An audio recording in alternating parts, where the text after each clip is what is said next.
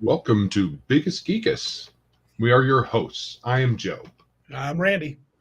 And Joe does not have the outline up because he's a doofus. 74. Thank you. Thank you. Thank you. Yes.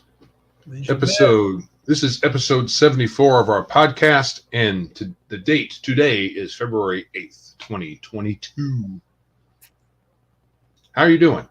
I'm doing pretty good today. Looks like we've got some old folks we can count on. Darth and Shadzar, Legion of Myths in. Green Apple, hey there. I don't know Green Apple, but you are welcome to be here. We're glad you made it. Very cool. It's possible that Green Apple has been on other live streams, but I don't recall. Okay, I don't know. Not a frequent flyer unless he's in and out. Might have flies under the radar. Yeah, he might have a lot of aliases, all sneaky and stuff. Yeah, who knows?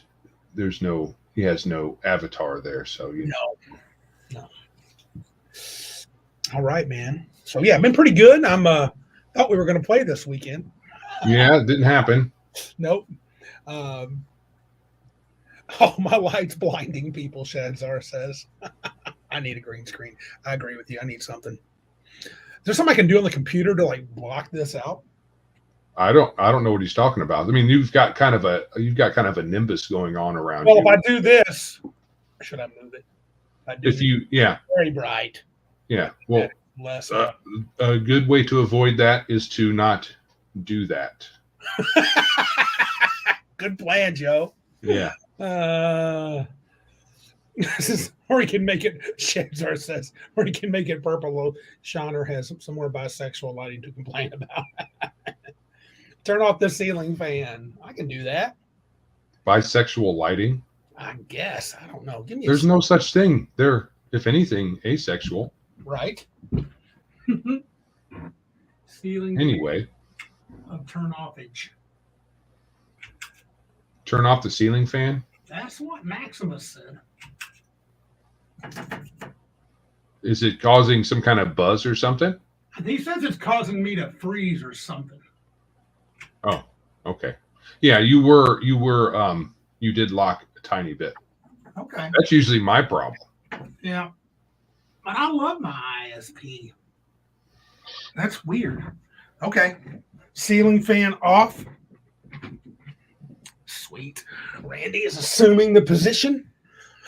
There. Is that better, Max? Well, we won't know until you don't freeze. That wasn't convincing. Anyway, so tonight we're going to have Bruce Lombardo on from Bruce Lombardo of Dick's Division. He's going to join us in our discussion of Initiative, which we are revisiting just for him. Right. But he's going to join us a little later. So we're probably going to drag our feet a little bit till we don't want to talk about everything, and then he gets here and then doesn't have anything to say. Hey, Bruce, bye. Yeah. And that's our show. Yeah. Because we could get Bruce on, hit the go button, and he could just do the whole show. He's a bit talkative. Let him talk, baby. Yeah. I gave tests today. I'm giving tests tomorrow. I've been grading like a demon. So really? Yeah, that's all right. I'm awesome. I got it done. That's cool. Are you trying to say math is demonic? Well, I'm not saying math is demonic, but it helps if you have a demonic feel while you're grading. F. Wrong. It's not -1. It's 1, fool. Stop it. F minus. F minus, baby. F minus. I roll. Got back to the gym this week. That's something new. Been 2 weeks moving all this crap around. This will be my new podcasting room, so I got to work on it. But I got everything moved in, placement. I'm going to relax this weekend, watch the Super Bowl. I think me and Joseph are actually going to hang out face to face a little bit this weekend. So yes, all depending on what the wife ends up doing. So she's doing something. We're hanging out. We're going to figure something out. Yeah, it looks like you got the stuff up on your shelves, but didn't really organize it too much. Not at all. That's not remotely close. Yeah. Trust me. I think I moved every piece. I had to move 4 rooms worth of stuff, not 5. So builds character. It does. My character, I'm like 10th level now. Yeah. That's sweet. That makes sense. Well, I organize most of all my gaming books on my shelf back there. You can't tell because it only shows a tiny bit of it. Yeah. But at least I'll be able to find stuff when I'm like, hey, I've got that, and go look for it and actually be able to pull it off the shelf. All right. Oh, yeah. Hang on, Baron. You can do it. Make that internet work. What? Shadzar needs pics of me in a real nacho sombrero. We'll make that happen. He's got one somewhere hidden. I've seen him in it. Well, that sombrero is a costume sombrero, and it's barely fits on my noodle. Oh, because your melon's big. Yeah, I got a big head. Yeah. Yeah. Says the guy with even a bigger head. Yeah. You recall we're the biggest helmet on the team? And that was you. That was you. Big melon head. Yeah. Oh, yeah. Hopefully your internet lasts the entire show. Yeah, I think Baron Mr. has Baron. He was on Legion this past week, and I think his internet gave him some trouble then. So hopefully he can hang around. How about you, man? Oh, I didn't see that comment. Legion of Myth says ceiling fans use extra needless bandwidth. That's interesting how they use bandwidth. Is it because of their there's the motor generates some kind of electromagnetic field and it uses bandwidth in the room? Oh, I don't know. Hotel internet Baron. Gotcha. How dare you? You should bring internet with you. Carry it in your pocket, dude. It's not that big. You don't need no hotel internet. Hotel. Use your phone, man. Yeah, but your phone has to be connected to something as well. Gosh, all these rules. I can't stuff just work the way I want it to work, Joe. It's frustrating. Okay. Ooh, interpolation. I like that word. TF interference. I'm not familiar with what TF is. I probably, as soon as you say it, I'll be like, oh, duh. Oh, he doesn't have a tether option. Okay. Gotcha. You don't have a tether option? What? Do you have like two cans and a string for your phone? RF, not TF. Okay. Oh, that I understand. Hey, Hungry Ewok, what's up, man? Yeah. So what about you, Joe? What have you been doing? Hi, So not crazy. What have you been doing this week? Well, one thing was I straightened up my bookcase. Oh, that's right. You said that.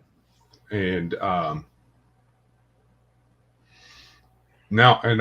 found out some things I forgot I had, and some things I didn't know I didn't have. Things you thought you had. Wait a minute, I don't have that. Well, I thought I had the Dark Sun book, the Dragon King's book. Oh yeah. And you're locked again. I am? You were. I felt fine. I didn't feel locked. Yeah, because you said, "Oh yeah," and your lips didn't move unless you were performing ventriloquism. I've been practicing that all week, so. So yeah, I thought I had that, but I don't. And I have more Ars Magica material than I remember getting. So yeah, well, that was a book I just I bought for half a minute and I gave it away. Dude, I'm reading it and I'm like, God, it's just like too much crap. I mean, sure, it's fine. I'm sure it's a lovely game. You love it, but I mean, come on, dude. It is. You're wrong. It's too much stuff. What do you mean too much stuff? Just seemed like there was too much stuff. I don't know what it is, dude. I'm getting weak in my old age. I mean, the spellcasting, the non-rote spellcasting, I can't remember what they call it. I don't know if they call it spontaneous or whatever. Or something, yeah. That can probably seem a bit complex, but the rotes are pretty easy. Okay.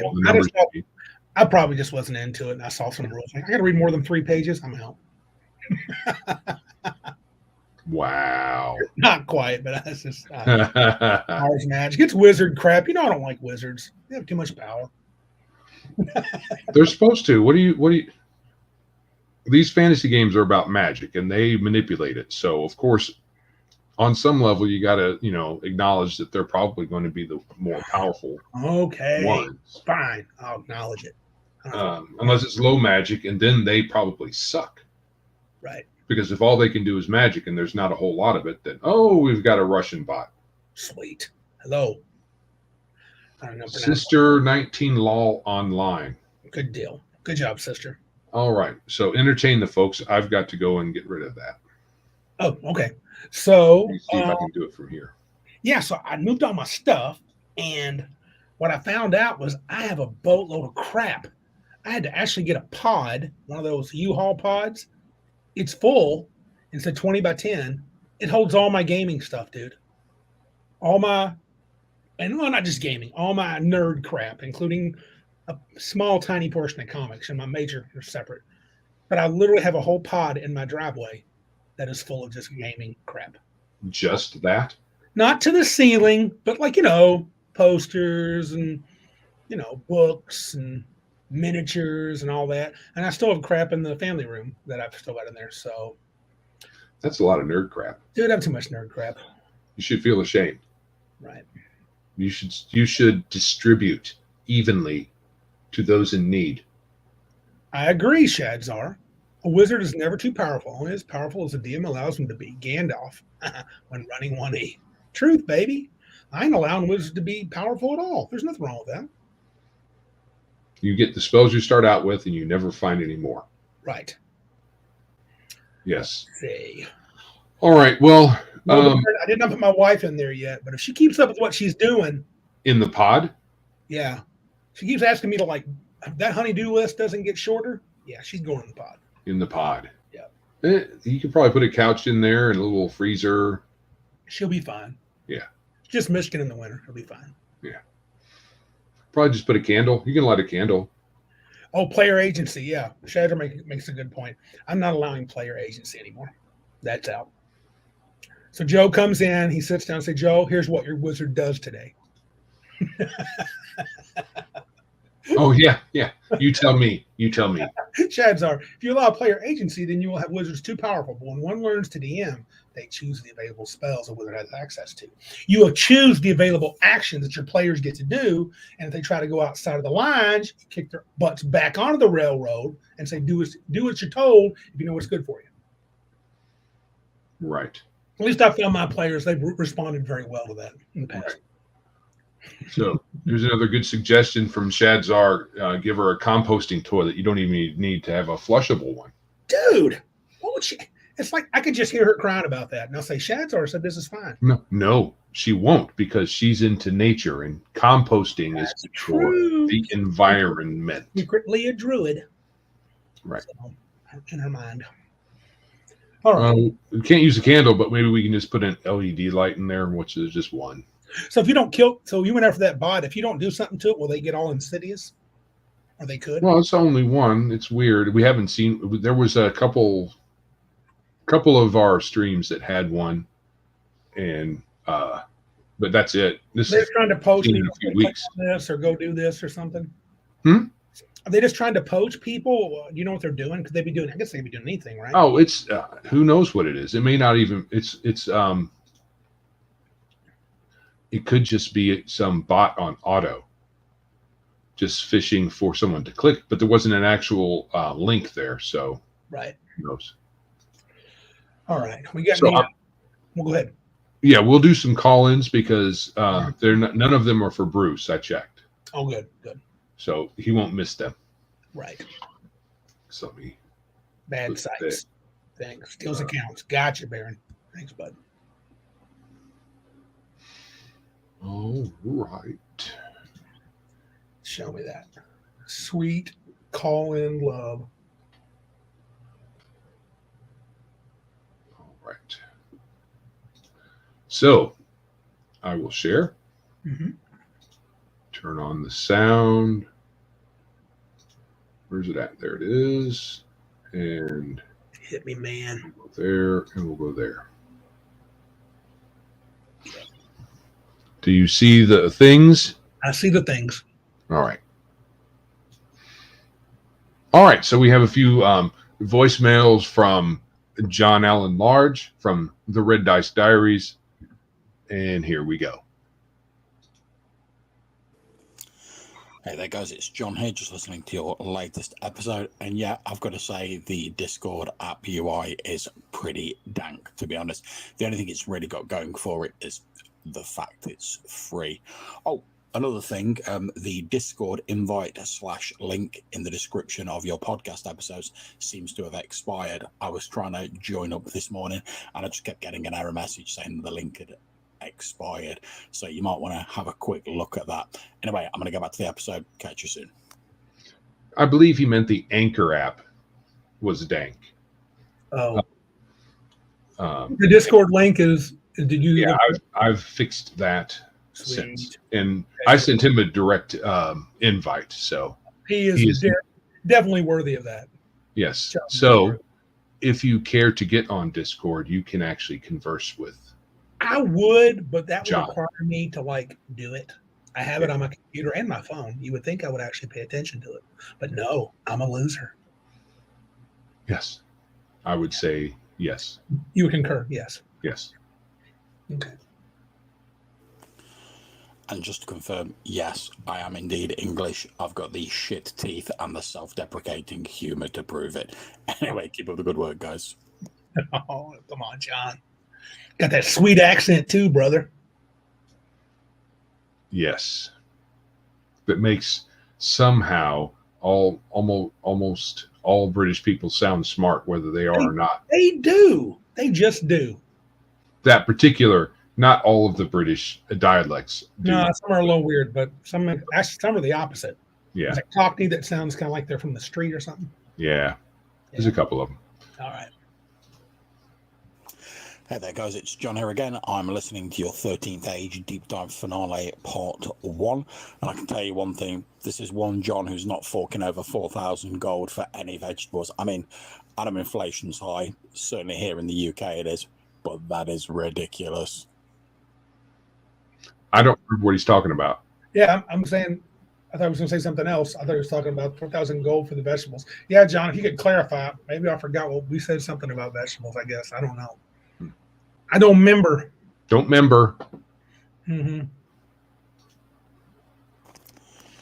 Yeah, as for comics, I've pretty much got to agree with you. I mean, I've not bought any for a long while because there's very little in current era comics that interest me at all. When I do tend to buy stuff, it's mostly like the big sort of trade or hardback compilations of older stories, you know, stuff I might have missed or is before my time, etc. Although I do have to admit, I'm very much looking forward to the Rippaverse and seeing what that has to offer. Anyway, keep up the good work, guys. I'll catch you soon. Yeah. And it should be coming out soon. He wants to do, not only is he being an independent comic house by himself, he's also, instead of using Indiegogo, he's decided to crowdfund himself. Good. You like that idea, and that's probably a smart move. Well, here's the logic with that. Indiegogo, he says, and I agree, is good for someone who doesn't really have an audience. Then you can get some exposure that way. So right. As long as you have it tagged right, it'll come up in a search engine, your project. Right. But Eric July has a gigantic audience already. Yep. So he doesn't need Indiegogo for that, and they charge 5%. Yeah. Plus transaction fees. So he was like, I'll keep my own money, please. I mean, I just bought I'm going to talk about it today in one of the articles. I actually bought a comic book based off one of the articles you sent me, Joe. Today on Amazon. So coming tomorrow. I should be getting a royalty for that, or a kickback. Give you a kickback, a nickel this weekend. Oh, great. So it looks like Baron G-Rock's internet crapped out. So poop. He said he'll catch us on the flip side. Alrighty. That's boomer talk. Okay. Just to let people know. Hey there, guys. John here again. Just listening and laughing at the message. I think it was via the chat on your YouTube, where Bruce was talking about you should let him roll the dice for monsters and they won't hit anything. And yeah, I can sympathise with that. I can't count the number of times in my old school Essentials games where the player characters have done some like slightly silly plan, got in over their head, and they've only really been saved by my absolutely shit dice rolls. And my dice rolls are all done in the open on my like virtual tabletop. They're just rubbish a lot of the time, and that has saved the players bacon on more than one occasion. But such are the vagaries of fate. Anyway, really enjoyed the episode, guys. Catch you soon. Take care. That's one of the things that makes the game fun. Yeah. Is the dice vagaries. It can be frustrating sometimes, Sure. but if you just had some predetermined outcome, Yep. then it would kind of be boring. I've been on both ends. Of course, being the DM, I'm like John. I remember you guys jump into something, and I'm like, man, they're gonna get their butts handed to them. This is a dumb move, and then I just roll like dog crap, and you guys are like crit, crit, crit, and I'm like, oh man. And then I'm thinking, well, we'll have them do this little encounter with these goblins. And next thing I know, I roll 4 crits in a row. Joe's wizard's dead, and it's like, wow, what are these 8th level characters doing, getting killed by goblins? Right. Yeah. Hey there, guys. John again.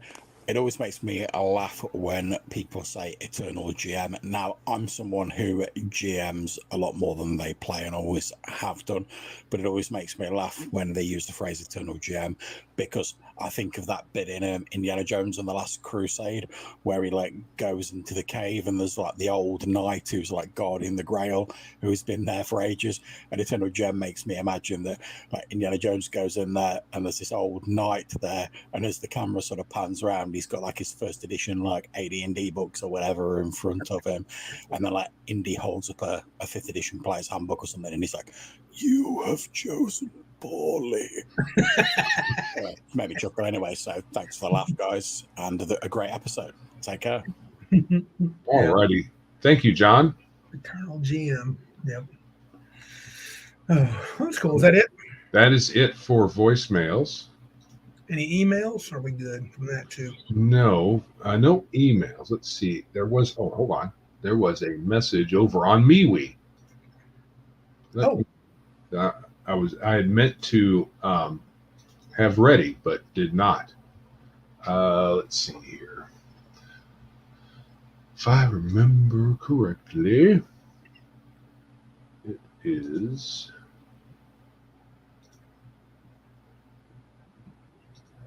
There we go. All right. So someone who follows us on MeWe, and I believe they I think this person actually I'm sure that he or she or it watches, or listens, one of the two. Yep. It's on MeWe, so it's possible it's more likely a listener than a watcher, but who knows. Frequent listener. There it is. Listener. First-time commenter.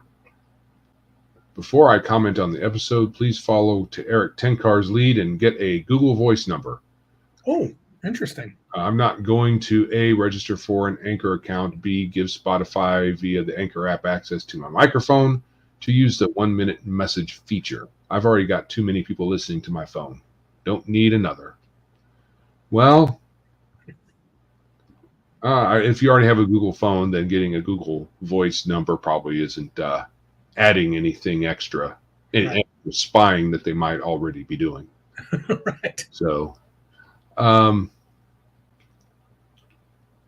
next, stop what you're doing. What? Who are you talking to? It's the message that says stop what you're doing. Oh, okay. Okay. Stop what you're doing, load Amazon, and buy Game Wizards, The Epic Battle for Dungeons and Dragons by John. I have that actually. I replied to him Mm-hmm. and said that I'd been meaning to get some John Peterson books, and I knew you had some, at least one, but I wasn't sure what. I have at least one. I have two actually, and I believe Bruce is on. Bruce was waiting to jump in, I think. Bruce. While you're looking, I'm gonna. No, Bruce is not. Oh. But he messaged. He said he got off work late ETA. Huh? He said ETA. Some good comments here. Shadzar said Randy will get on Discord after he gets out of his boomer phase. 1,000 notifications and mentions. That's probably accurate. He says it was something about, I think Shadzar was answering our question about the vegetables. I think it was XPGP thing and how the 13th age economy worked in the past. I don't know. I don't remember that. We've talked about the economy, and when I listen to a lot of podcasts, and one of the things that some of them say is when you're talking kind of extemporaneously, whether it's on something like this or just public appearances or whatnot, you get to rambling and you can't remember what you said. Yeah. And someone says, you said this, and you're like, okay. You have to get your word for it because sometimes you just don't remember. Somebody's paying attention.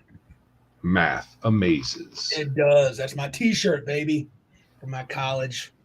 Yeah, I got some sweet math t-shirts. You've seen one of them already, my sweet orange one, but I got plenty more. So, plenty more where that came from. Duncan. Got another comment, though. I'm not done. Oh. You interrupted me. How dare you? I dare. I tend to do that a lot.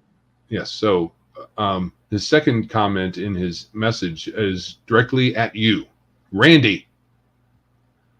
The podcast you were listening to with the whiny creator going on about his privilege was probably Third Floor Wars crossover episode on gaming and BS with the creator of Dungeon World.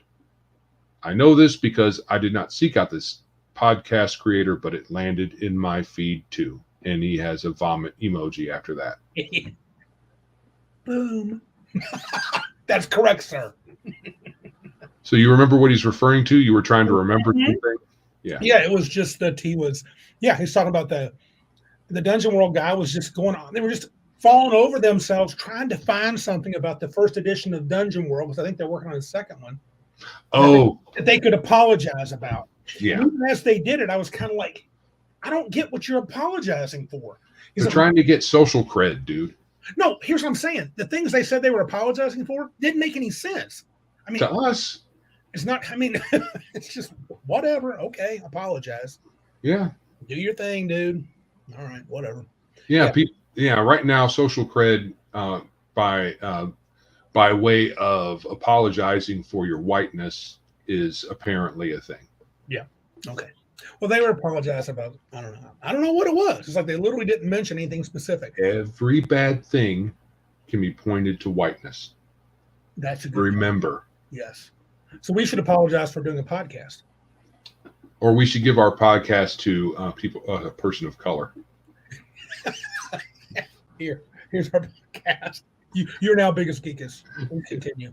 I'm sorry we even thought that we ever knew anything about gaming. Oh, it's called divesting. So, okay. Yeah, we will divest ourselves of this and give it to a less fortunate person of color, even though, you're not going to make money on it. According to Legion of Myth, Adam Coble is probably still trying to feel guilty over the Far Verona event. Yeah. Yeah, that was a much ado about nothing. Yeah. Oh, Shadzar's got it for us. He clarified it. So if Joe apologizes for Randy's whiteness and Randy apologizes for Joe's, then it works out? I think we're good. I'm sorry about Joe's whiteness. Yeah, I'm going to have to just abstain. Oh, come on. Well, your whiteness is so great. I don't know if I have the capability of apologizing for it adequately. I'm pretty huge. I mean, I'm one of the parts of the biggest part of Biggest Geekus, and I'm pretty just big and white. So, yeah. Except when I get a lot of sun, then I'm big and red. Right. Wow. Yeah. All right. So, onward. While we're still waiting for Bruce, being late from work is no excuse. Move that poop faster, dude. Yes. Cleanse the bowels with speed. I see the ATA now. Okay. Yeah. 7:54. Let's see, what time is it now? I got to know. So 8 o'clock. 9 minutes to go. I should put a timer up. I don't have a 9-minute timer, though. It would take too long to put up. Anyway, yeah, we'll just go on to number 2 under segment. How appropriate. Number 2. I am number 2. Who does number 2 work for? Actually, I was referring to a South Park episode. I've not seen South Park in ages. It's the one where they had the poop contest. Oh my! I need to watch that one already. Yeah. That sounds hilarious. It's a poop contest, and Bono is you find out that Bono is actually just a living turd. Man, they don't care, do they? They don't. No. It's hilarious. It's hilarious. You should, if you can find it somewhere, look it up. Oh goodness! Even without the Bono connection, you would love it. It's about poop. It's about poop. I do find that hilarious. I located my poop emoji pillow. Your pillow, yeah. And had to wash it. It was poop related, so and I left it downstairs. I was gonna have it for today, but no. Give it to me. I would never have it downstairs. Exciting programming. I just ruined it. Yeah. Oh well. Okay. So we're going to talk about Dark Souls, because we talked about it a little bit last time. It was kind of a yawner. So what? 5th edition leases itself out to everybody. Yep. It's easy. Yep. And Dark Souls said, yeah, we'll take some of that 5e goodness. But it's not strictly 5e, apparently. No, because it couldn't be. They can never match the tone of their game. Not really. Yeah, and they seem to say basically sounds like it's going to be really stripped down 5e, and they're not even using hit points. They're using something called position.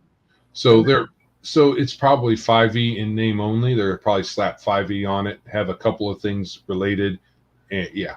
So it'll be mutually beneficial. I can't blame them, man. I mean, that's a way to make some cash. So yeah.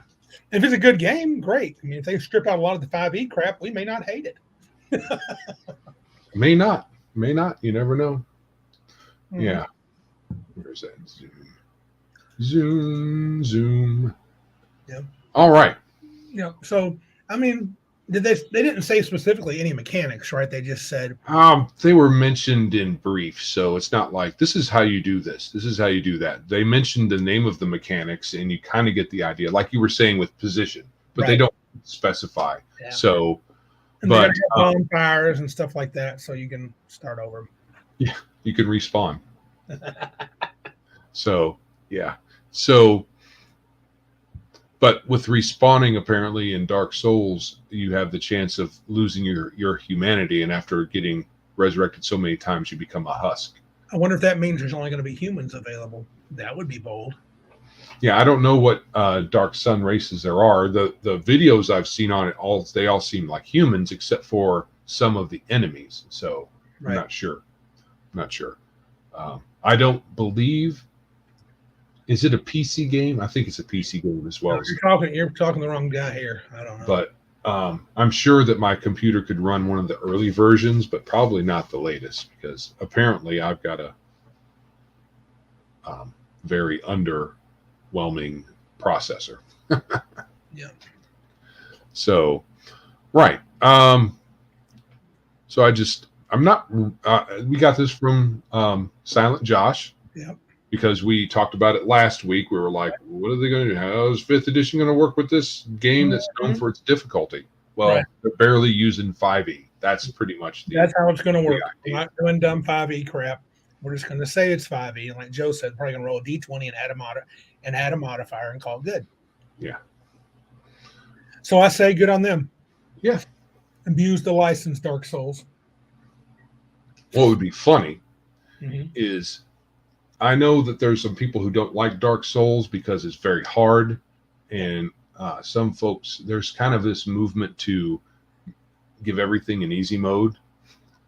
Mm-hmm. I don't know if anybody's done that with Dark Souls to, complain about it and want. I'm not sure if you even can. Can you even do it on the game? Probably not. No, I don't think there is a difficulty setting. You get used to it. Tough crap. Tough crap. There's no not even really a tutorial. I mean, there's a tutorial area kind of, but it's not like you get like directions like in many other video games Figure it out. to do anything. Right. From what I understand. I don't know what to tell you. Yeah. You have a controller, go. So imagine a role-playing game like that. Fantasy RPG. What are the rules? Figure it out. figure it out. That'd be great. Oh. If I sat down to play and that's what the DM did, I would be hard pressed not to punch him in the face. Oh, I know, but come on. It's funny though. Yeah. What are we supposed to do? Figure it out. Do stuff. Hungry Ewok makes a good point. I agree with him. Yes, in easy mode. Wish my life had an easy mode. Truth. Isn't there's a commercial series where it has the easy button on it. It's a red button. I think so. Yeah. Yeah, so this article didn't give us much. No, not a lot. Not a lot. Okay. I mean, I'm not really I'm not interested anyway. It's not for me. So it would be funny though, considering Dark Souls, it does have some popularity. If the Dark Souls game, took some market share. I mean, I don't think it will, but you never know. It'd be funny. I believe we have a guest in the house, Joseph. Ah, there he is. Bring that dude up. So we're talking about Dark Souls, the role-playing game. Yeah, I'm sure you're going to buy it, Bruce. I already got it. It's called the Slumbering Tsar Saga. And in the back of the book, there's 8 pages of obituary sheets ready to be filled out. I love that. That's great. 30 per page. And my friend Greg, young Greg, has got he's got like 21 or 22 characters that are occupying slots in the obituaries. Like he has almost one whole full page to Greg. I was at Gen Con, probably 6-8 years. It was during the 3rd edition era. And they were running they had a Forge event that WotC ran. And they used skull stickers, over the whole weekend where players died in this massive dungeon they had built up with Dwarven Forge. There were skull stickers everywhere. My character got wiped. I literally walked through a door. We were like 12th level characters. I walked through a door and there was a dragon, a massive dragon's mouth at the door. As soon as I walked through, he snatched me and ate me. But you didn't pay, but you jumped in like you got to play about an hour. It was actually fun. It was just see how long you could live. That was a good time, actually. Did they give you like any like a patch? Like I made it an hour. Or I made it like 30 minutes. Actually, if you made a full hour, you got a little prize, some kind of. I think that was back when I don't know if you've been to Gen Con, Bruce. They used to have a wheel for a few years. You could spin and win prizes, and I think you either got a prize if you lasted a full hour, or you got like a free spin on the wheel if you lasted the full hour. I think it was a free spin. So now and I always talk a lot of love towards the Slumbering Tsar Saga because that's a Frog God Games thing that 3rd edition was wrapping up. Nobody really knew that. Some people knew it, but a lot of us did not. Right. And this guy was writing a module for Necromancer Games, and all of a sudden, the first one gets sent to the printer, and that was Act 1 of the saga. And then here's Gen Con, what was it, 2007 or 8? Hey guys, we're working on 4th edition. We're going to fix the grapple rules. There's not going to be any grapple in 4th edition. Right. And then fucking I'm going to totally tank your audience right now by just pissing all over Wizards of the Coast. Because apparently DM James, if you want to run it right, he says, you want to earn a lot of subscribers, you got to talk really high about, Wizards of the Coast and suck 5e's dick, and you gotta. No wonder our audience is small. Yes. Yeah, and that's how I've managed to stay under 1,000 and keep under the radar, even with all the threats to a certain DM of the Vulture set. But it just kind of worked out that way, where he says, if you want to have a lot of subscribers, you gotta just bolt down and just eat the corporate shit. And I'm like, no. And that's what he said last night. And it makes sense because 5th edition and 4th edition on their releases really tanked. I mean, they got people to buy the books, yeah, but their social marketing campaigns reminded me of something that you would read about in a 40K, the Imperium of Man, like We are going to be beset by Tyranids, so every citizen will be armed. You will be brave and victorious before the entire planet gets eaten by the Nids. You know, like they've just got no way to navigate socially. And I mean, we are talking about a bunch of nerds, so I don't really doubt it, but there's a underlying cool kid at WotC that thinks that they've got the thing that everybody wants, but whenever they come to gaming, yeah, 1/4 is going to buy it. 1/3 might actually talk about it on social media, but not everybody is going to go out and say, I just bought this adventure. I can't wait to review it and give you guys a gold star. Right. They have their chills. I mean, WotC has these people that always gives thumbs up to every single thing they say. Yeah. Oh, here's a good question. I don't even know this, and I've thought about this game. I don't know. Maybe Bruce might know. Shadzar said, which game kills PCs faster? Dark Souls, Shadow of the Demon Lord, or DCC Funnel? I would just say DCC in general kills more PCs faster. Yeah. I played DCC. I've never played Shadow of the Demon Lord, so I can't say. Right. But I have played DCC's Funnel, and it's brutal. When I hear people talk about Shadow of the Demon Lord, they talk about how great it is, but I never hear them say how many times they've had to reboot a character or rewrite a character's brother. I got killed, so I made Thorin, my brother Borin, you know? Mm-hmm. I never have heard that. Yeah. I've never heard that. Whenever I hear people talk about DCC, it's like I lost about 8 characters before I got somebody to level 1. But Yep. And that's how I always hear about DCC. I always hear about the funnel. Yep. I never hear people say like, "Oh, I love long-term playing DCC." No, they're all about that, like that instant fun with strangers at a convention thing. But I don't think it would lend itself to a really good long-term campaign. Well, the funnel, I don't know if the funnel does. To be fair, I've only played a funnel with a DCC variant called Dark Trails. It's now become Weird Frontiers. It's coming out as a Weird West game variant.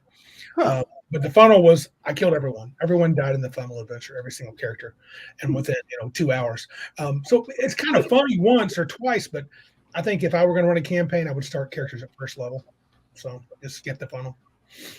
Now, I've never heard people say negative things about Shadow of the Demon Lord, but I've always heard people, they give it glowing reviews when you find that 1 out of 300 people on a server that's played it.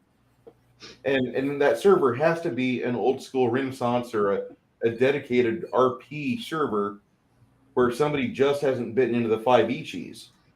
Yeah. And a lot of people will tell you 5e is really not that bad. They try to advertise it like prison butt sex. Oh, the more you play it, it's not that bad. You just have to get used to it, And I just kind of, when I heard people say that same exact review about 4th edition, I was like, I'm glad I stuck with 3rd ed. I'm happy.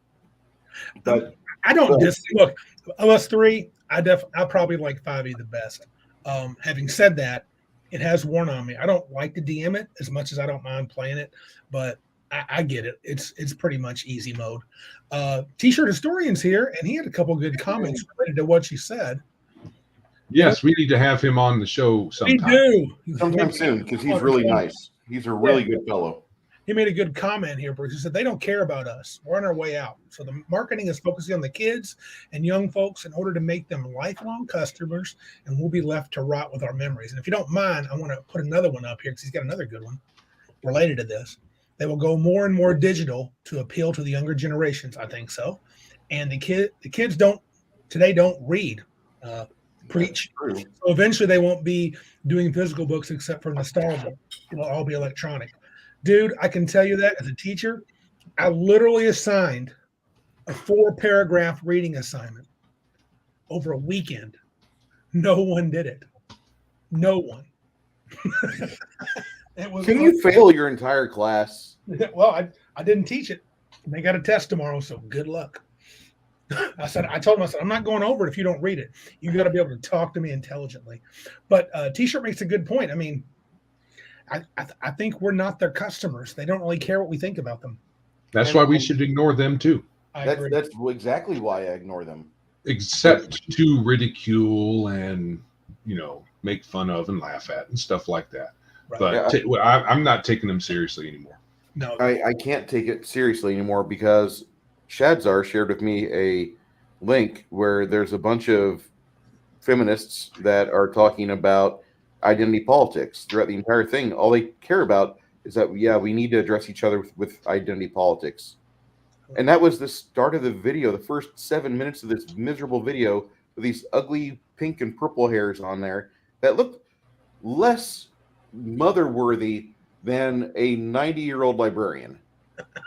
And these girls were in their 30s.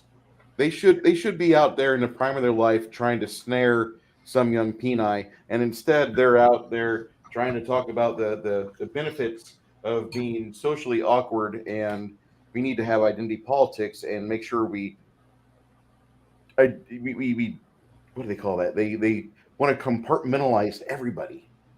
And you're cool, you suck, I mean, the entire video was just identity politics, just through and through and through. And it was just one of those things that the more I watched it, the more I hope when I die, I get to sit next to Saul Alinsky's fiery corpse in hell so I can piss on it all day. Because that POS is what started this crap. Or he's one of those that helped make it popular for these unscrewable kids. And that's really what it is.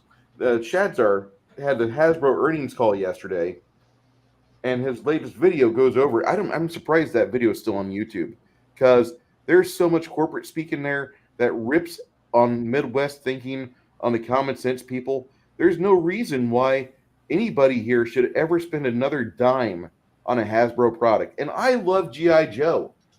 I love G.I. Joe. Yeah, they had Sarah Thompson of the Combat Wheelchair Design at the D&D celebration for PAX Australia with these other nasty-looking Karens. And they're all talking about identity politics. And it's supposed to be about a fantasy game. No. Let's marginalize our audience even further and make it to where the people that are most likely to be able to afford the game are driven away from it. Oh, yeah, that's the thing. That's the thing I don't get, Bruce. I never have. I'm like, look, I'm not wealthy, but I'm in the prime of my earning potential, and I got some disposable income, and they don't want my money. Okay, that sounds like stupid, but whatever. Yeah, inclusive dungeon design, man. I gotta submit my escalator dungeon into that. Question: where is Shadzar's? Where is his YouTube? What's his YouTube channel? I don't know it. Look up Shadzar. Yeah, just look up Shadzar. Okay, I thought it a different name. I couldn't find it the other day. Yeah, this whole inclusive dungeon design is, I mean, what the? It's a dungeon. Everybody goes there. Right. It's already very inclusive. I guess I got to include every monster in there. Oh well. That's Even the flump must get love. I mean, sure, they may have stairs instead of a ramp, but you just throw that quadriplegic down there. No, they're not going to have stairs ever again. Because of Sarah Thompson, there will never be stairs ever again in any D&D design. No cartography will ever have a set of stairs. There will never be a pit trap. There will never be anything that an ableist could easily avoid, whereas some handy person would be stricken with fear and PTSD and immediately fail their save. You know, I could, at a table, depending on circumstances, have a character that has some disability. You know, blind monk or something like that. You know, Krull, right? They had that old dude. Mm-hmm. Wasn't he blind? The old blind seer. Yes. He was being led around by a little boy. Yep. And that kind of stuff is okay, and that can be acceptable at a table.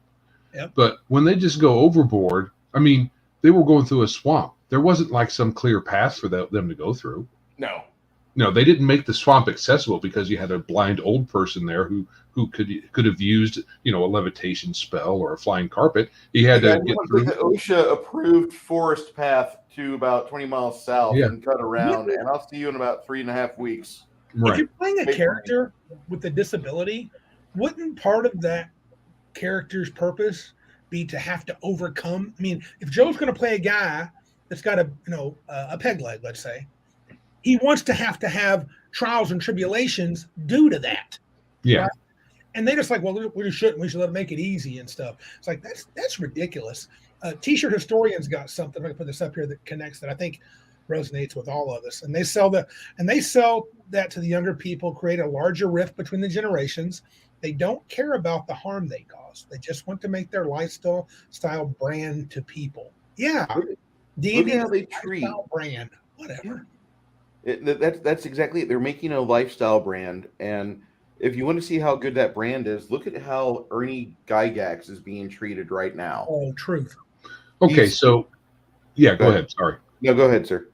I was just going to say, for our hobby, to make it a lifestyle brand, so that you are living off of the hobby, which is fine. I would love to do that. You would have to either be a designer that makes enough, a game designer that makes enough just doing that, or you have multiple streams of income on different ways of hobbying, like cosplay, videos, pictures, appearances, miniature painting videos, and maybe selling them, doing YouTube videos about the game like we do, which we don't make any money off of really, and all different kinds of things. And you can do that, but and that would be cool if someone could pull that off very well. But just D&D by itself, I mean, I don't see it. You'd have to be very busy doing lots of different things. I mean, very creative, I think. Yeah, I would say I've said before that I think my love of RPGs, I would say it's more than a game to me. I mean, that's ridiculous, right? It's more than a game to me. Those aren't all D&D books, but I have enough to fill those shelves. Sure. My point is, it's more than a game to me. It is kind of a lifestyle game that we, as a group of people, I mean, Joe and I have spent ridiculous amounts of hours, everyone probably here has, playing D&D or some version of that, and role-playing games. But, yeah, I don't know. Make a lifestyle out of playing the game? Yeah, well, you got the Critical Role crap. Yeah, but even those guys don't derive their entire income out of that one thing. They do other things. Because, I mean, especially after the money that was revealed, when you divided it all up, they didn't really make that much a piece. Yeah. Max makes from that one thing. Yeah, Max makes a good point here. He says, this is true. They don't see it as a disability. You are the ableist for calling it that term. Yeah. Yeah. Oh, I didn't realize this either. T-shirt historian. He worked for them, he said. Helped them write the game and build their brand, and they now call him problematic. That sounds about right, buddy. Between him and Urbanski, which Urbanski and him are part of the people that are listed. Okay. Yep. And they've helped make 5e this juggernaut. And thank you very much, guys. Here's your checks. And by the way, just never talk about this again. And you can come on and hang out with us at Gen Con, but that's going to be by the docks in the smoking area. Dude, do you think Pundit would be welcome at Gen Con? Do you think he'd get Go ahead. I mean, now that Ernie can't go to Gen Con, right? Is that true? That's true, right? Ernie can't go to Gen Con. Isn't he preemptively banned? I thought they made amends. Did they? Okay. I thought something happened where Ernie was now going to be back allowed at Gen Con, but just there'd be no reason for him to want to go. Say that again? Yeah.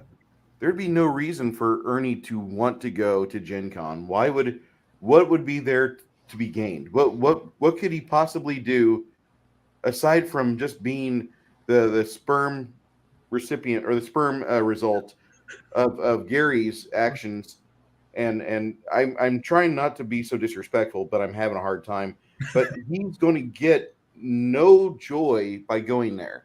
There's not a girl there that says, "Oh my God, I've always wanted to hug the guy that made my favorite franchise, and you're a son, so you're the next best thing." I've never heard a woman say that. I've never heard somebody say so much, like, "Oh my God, I love this game so much. I've got to hang out with this guy that probably would have been a shoe salesman if his dad had not done this." Because Ernie is a nice guy, but I've not heard of him and his accredations other than being Gary's kid. He hasn't gone out there and written his own game, has he? Yeah, I haven't seen him. I haven't seen any articles being put on Twitter or Facebook or shared on Instagram or social media. Hey, check out the latest digital version of Dragon Magazine. Ernie Gygax talks about what it was like to grow up under Daddy's umbrella and how it was to test 17 versions of the game and you losers are only on version 5. I've never heard that. Right. And Luke's done more than Ernie has. Yeah. Oh, teacher. But I'm just saying that there's not a lot of love for the Gygax name, and they've made amends with the family somewhat to where, to my knowledge, they're going to let him back at Gen Con. They kind of. I wouldn't go if I was him. I wouldn't go either. I would do my. You know what he could do with some of his name recognition? Is make his own con. Yeah, that's what Luke did. Gary Con. That's his dad and him, but Luke runs it. I mean, is Ernie welcome at Gary Con? I would think so. Yeah, I've not heard of any rift. I don't know. So he could just go there. He would be welcome, and all that. They would have a panel for him. They would have a panel. They would have people selling tickets. They'd fill an auditorium for that guy. Right. And he could just phone it in. He could go in drunk or high on like whatever bad fentanyl, whatever. No, George Floyd, don't do that. But I mean, he could go and go into the hall and phone in a performance, and people would think they got their money's worth because they were listening to Gary's Kid. Right. Yep. But if you go to Gen Con, where people with blue hair want to out blue hair each other, and like, oh my God, I've been an elf all my life. And they're telling you this with a straight face, and you're like, you're just dressed up for this weekend. What are you talking about? No, I've been an elf all my life. Get me the fuck out of here. Right. All right. So, and I apologize for swearing so much in your stream. I probably should respect your house more. Nobody's complaining. No. This stream is marked as not made for kids. Not that it's not safe or nothing like that, but yeah, it's not for kids. Not for kids. Anyway, with all that said, how about we skip the Zine Quest one? Okay. And move right into Nostalgia Bait. I'll be honest, the Zine Quest one, I read it real quick, but I went down a blockchain rabbit hole because I didn't know what that was. Oh, yeah. I'm still not sure what it is, but it sounds blockchain. It's just a ledger. It's a ledger. Okay, that's all I got out of it. I felt like I didn't have enough. Oh yeah, the Nostalgia Bait was a great article. Yeah, let's talk about Nostalgia Bait. Yeah. Well, we're talking about 5e. Remember, kids? Remember with Echo? Remember all the fun you used to have looking for dice that rolled under the table? Don't worry about that anymore. We got a dice roller for your phone. You'll never lose a die again. You want to summarize it, Joe? Yeah, I'm putting it up. Okay. This is a good article, mostly from Eric July's perspective on bounding into comics. Right. Bounding into comics. I like this site because yes, you don't have to worry about someone with the Zer as their pronoun. Me and T-shirt have hung out with John Trent and Drew before. I know I have. I've hung out with John Trent in a stream before, and there's another guy that works for them called Drew Taylor, and he's out of Ohio. He went to the event in DC on a certain day in January, but he works for Bounding in Comics, and that is one of the best websites to go get your news from because they're really impartial. They don't care if you get your feelings hurt when reading about it. I mean, you're going to read an article by Eric July, so I imagine somebody that watches this later on is going to read all day. I can't believe that. Yeah. Oh, yeah. Eric July just speaks like he's totally white. I can't believe this. And they're going to scream and moan, and then they're going to have like the crow come out, and smack him in the face when they see Eric July. Yeah. Yeah. Well, the article is about Eric. Yeah. About one of his videos and podcast episodes. And I watched this particular one myself before this article came out. And I think the gist is this. Something that comes out that has a label and bears some resemblance to an IP you love, and then your attachment to that IP, your nostalgia for it, is a trap that will get you to pay for something that may be somewhat good. So the mantra now is, hey, it's not woke, so it must be good. So if it's not woke, like what was the most recent Spider-Man show? No Way Home, yeah. Yeah, so it wasn't woke, so it was supposed to be good. Yet what you end up doing is when you fund these companies in going to see the one thing in 5 years that's good, you end up funding all of their crap projects that they put out the rest of the time. Yeah. So and they wouldn't do that for you. If Eric July made a woke comic, they wouldn't buy it. no. And this really hit home to me, Joe, because his comments and comparing it to being a person that's addicted, I think I was guilty of that for a while with buying comics and even 5e stuff, even though I saw it coming way back before that. And I think I just, kind of ignored it. I watched Wonder Woman the other night, the first one with my mom. And while I still like it, I saw a lot more issues with it. Some comments that were made, several man bashing comments and things that I disagree with. And I thought, when I read that article, I mean, I'll use a religious term, and at least in the Christian faith, I felt convicted. Right? It's Right. like, why am I giving these people money at all? And I thought about comic books, and that guy who wrote Deus Vult, John Del Eraz, also comments in here. He echoes Eric July's opinion. He's a comic writer. And I went and bought his comic book because he's got a fantasy one, that Deus Vult from Amazon. And I'm just, and I think that's right. And part of me feels like I shouldn't even have some of the apps I have on my TV. I should really just go cold turkey and give a lot of things up and just watch old stuff. I mean, not that anybody else has to do it. Even Eric says he can't make you. Eric's much more vehement than I am. But why do I want to do that? Yeah, there's no real point to it. And what you're getting is watered down, a watered down product that barely resembles what you remember. Yeah, and even the quote unquote good episodes, like the recent, my friend told me about Luke Skywalker in the Boba Fett series. I mean, he makes a good point. They're just trying to reel you in a little bit. Keep watching. Here's something you'll like. And now we're going to put out, garbage. So 6 episodes of shit and 1 episode with Grogu and Luke painting him behind the ears. Right. Don't you like that, kids? Don't you like Luke Skywalker? Remember when Luke Skywalker tried to lift an X-Wing and failed? Oh, yeah. We're going to make Luke Skywalker a Mary Sue now. And I didn't even like it, so. I honestly haven't watched anything from Disney from post-19. Whenever Captain Marvel came out. Right. That was when you insult us on your shit Twitter, on your shit Facebook accounts, in your bullshit media, and you don't give us a voice to respond, or you buy big tech and inflate numbers, and you delete accounts, or you block accounts, or you try to make people irrelevant because we're just not towing the line for you. Yep. You can pretty much never get my dollar ever again.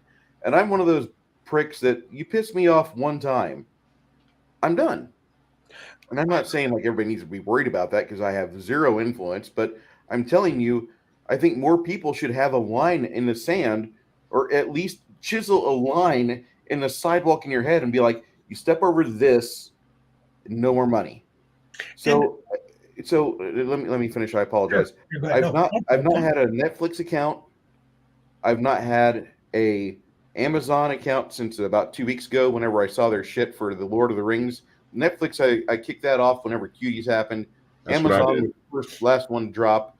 I haven't had Facebook. I just got on Twitter, and I realized that's just a shithole.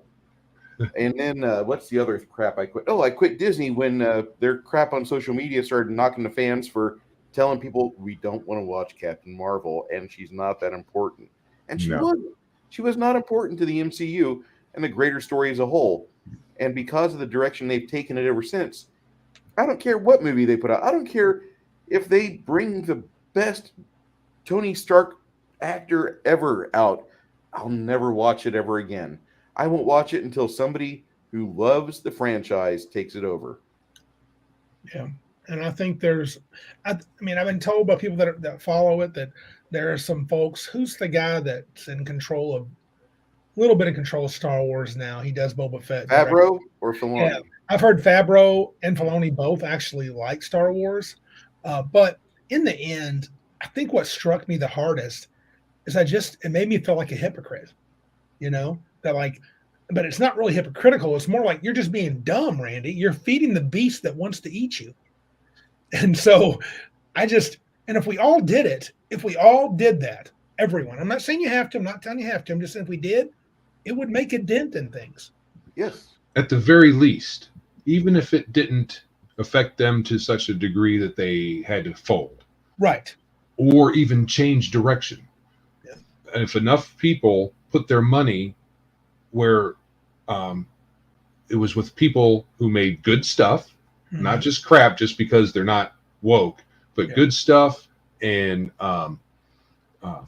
you put your money in with someone like that, then it would fund good things instead of funding the crap.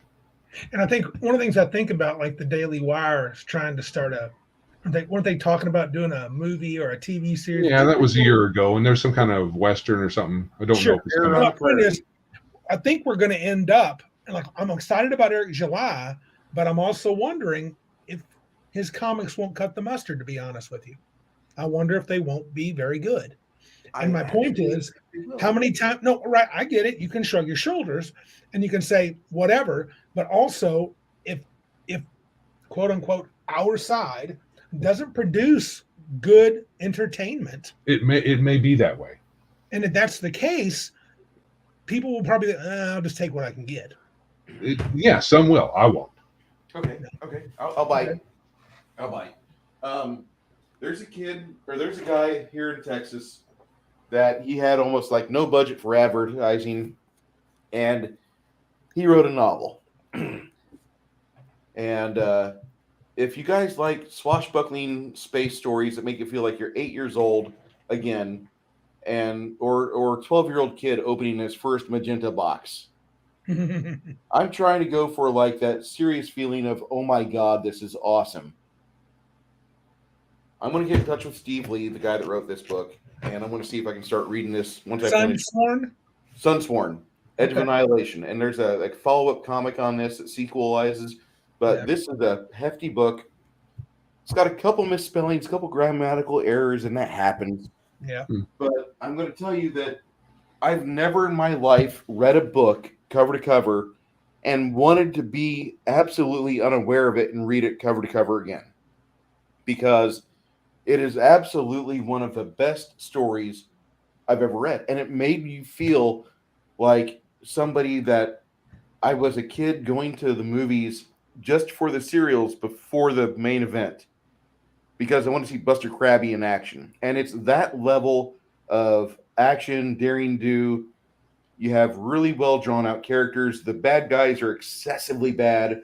There's a couple grays, but there's the good guys that he details are amazingly good. And he tries so very well to bring across everybody's different idiosyncrasies.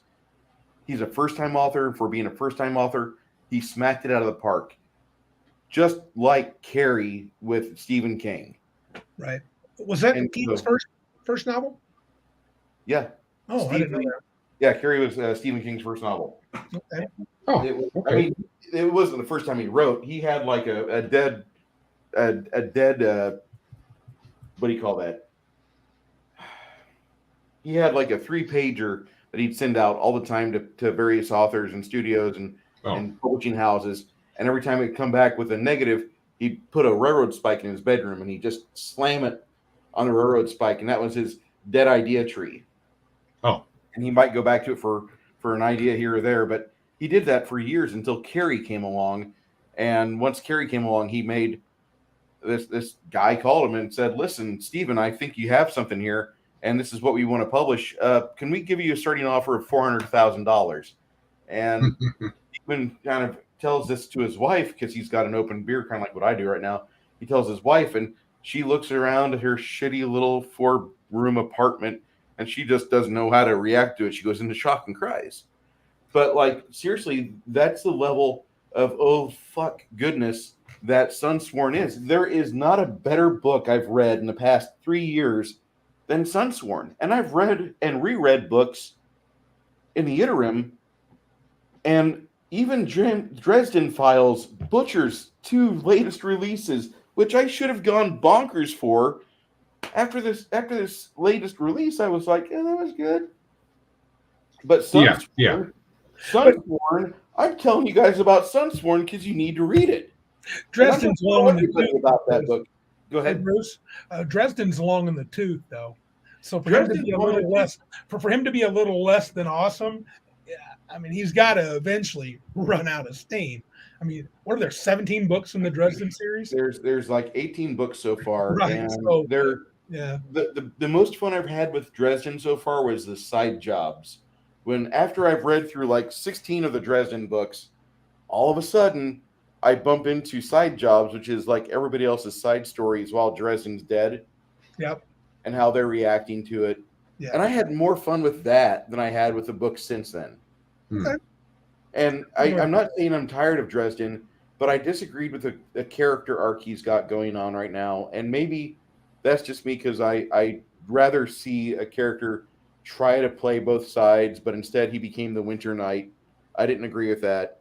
And he had some other things that happened in Cold Days that I thought was just not a good choice as a creator. I would not have done that with my character, but he's always tried to write the Jim Butcher just always written Dresden is a flawed man. Power Up's a dangerous thing, and the Winter Knight mantle was made him next level, dude. It did. Yeah, but he's always fighting it. He's fighting. Yeah, true. Fighting the mantle itself. Yeah. I'm going to be interested to see if he gets out of it. Okay, yeah, that would be intriguing. And I was hoping it would have happened sooner. He's had it way too long. Yeah. But just like Cowl. Yeah. How long ago did Cowl make an appearance? And he's like, I need to figure out who that is, and then he hasn't even tried. I've not read the last 2 books. Do they even talk about the Black Council? They mention it, but no, that's it. It's mentioned in the background, kind of. So it's a little disappointing in that way. Okay. I think he's not ready to explore that, so he's doing other things. Probably. And you never know. He's had a lot of turmoil personally. Yeah. He's gone through a divorce and all this stuff. So it's probably affected his writing to a degree. I'm sure it has. Yeah. I didn't even know that. Yeah. I mean, I was totally unaware of this. Mm-hmm. Yeah. But yeah. Sounds like you had an experience with Sunsworn, kind of like I did. And this is not really the same thing, but the idea is the same. I think it was Joe several years back, more than 5, suggested I give John Carter of Mars an actual read because I'd never read it. And that's what that felt like to me. That is great reading. What a fun, hero, manly dude, saving the day, definitely swashbuckling, a hero you could look up to. And I really like that. I could read John Carter of Mars to kids, and I would much rather do that. Yeah. And try to run the latest incarnation of a game that I just don't agree with. I don't agree with giving money to the people that made it. I'd rather do that. And call me sexist or phobe or ist. I'm not going to care. We'll call you sexy. Hey, what was the name of that book again? Sunsworn. Yeah. Edge of Annihilation. And who is the author? Steve Lee. All right. I'll give it a shot probably. Cool. He's a good author. He's on a lot of panels. If you follow like T-shirt runs in more of the panels than I do. Mm-hmm. But there's a thing called Comicsgate. Comicsgate. Yeah. And these guys they kind of upset the industry because they become independent and not wealthy, but they're getting their stuff published. I think I follow Comicsgate. All caps comic. Eric Skyver. Oh yeah. Yes. Ethan Van Skyver. Yes. Mm-hmm. Yep. And it's something that I think it's the new movement. It's the counterculture to the crap that Marvel and DC and IDW continue to push out. And There's a reason why IDW lost G.I. Joe. There's a reason why they lost Transformers. Yep. When you Talked try about to that last week. when you guys put stuff in a series that up until now nobody in the fan base has been clamoring for it, but because it's a hot button topic on Twitter, you got to try to insert it, and then you wonder why nobody bought it. It makes perfect sense why IDW lost their license. And I'm sorry. I know that there were probably some nice people that probably lost their jobs with that, but oh well. Yeah, they made a lot of bad decisions. They do. Yeah, this leads into the next article, Joe. If you want to transition to that last one, Yeah, the confirmation of woke Superman tanking. I know Eric July did one today, a video. I heard Just Some Guy and Yellow Flash 2 all referred to Tom Taylor and his Jonathan Kent bisexual super kid. Yep. And it seems that the numbers are in, even though Tom Taylor seems to want to lie about them. It's garbage and not doing well. In Discovery, I found out that article is going to be buying DC Comics and WarnerMedia. I wonder what they're going to do when they see DC Comics continue to plummet. Because it's going to happen, because they're putting out garbage. Yeah. Yeah. Who would you say was buying DC? Discovery. I guess Discovery. Discovery's buying them, and they're buying the WarnerMedia as well. So they're getting DC. So Warner's like, yeah, we're tired of the comics. Now I'm sure WarnerMedia must include all the DC EU too. I'm guessing. Must. So at least some of it. Yeah, yeah. So so Just Some Guy really gave it to him. Anybody that's interested in this. Tom Taylor is the writer of the new bisexual, and he tries to say it's not really a thing, didn't really happen, but Just Some Guy really laid it out pretty well. Yeah, he is awesome, Cal. Isn't this the same Superman that got put in a prison and butt raped? Nope. That's actually Superman. That was They actually didn't happen in the comics, though they tried to say that that's what happened in a book by that guy Ridley who did 12 Days a Slave or whatever. Yeah, he expanded and made that happen to Clark because they wouldn't do that to their new Wonderkind. He gets to choose to, I guess, have that kind of relationship. I don't know what his deal is, dude. Whatever, dude. I don't care if they are. No. If a superhero is whatever proclivity they have, as long as it's not being a pedo, whatever. But if you're selling that as the interesting part of the character, and that's all they're doing anyway. Yeah, that's the real problem. They're just look at this guy and his relationships. Look at he's gay. Look, she's bi. Look, she's black. It's like that's not even the point. It's hero stories. But I'm gonna go off my soapbox again. So yeah, and then they treat all. There are some superhero mantles.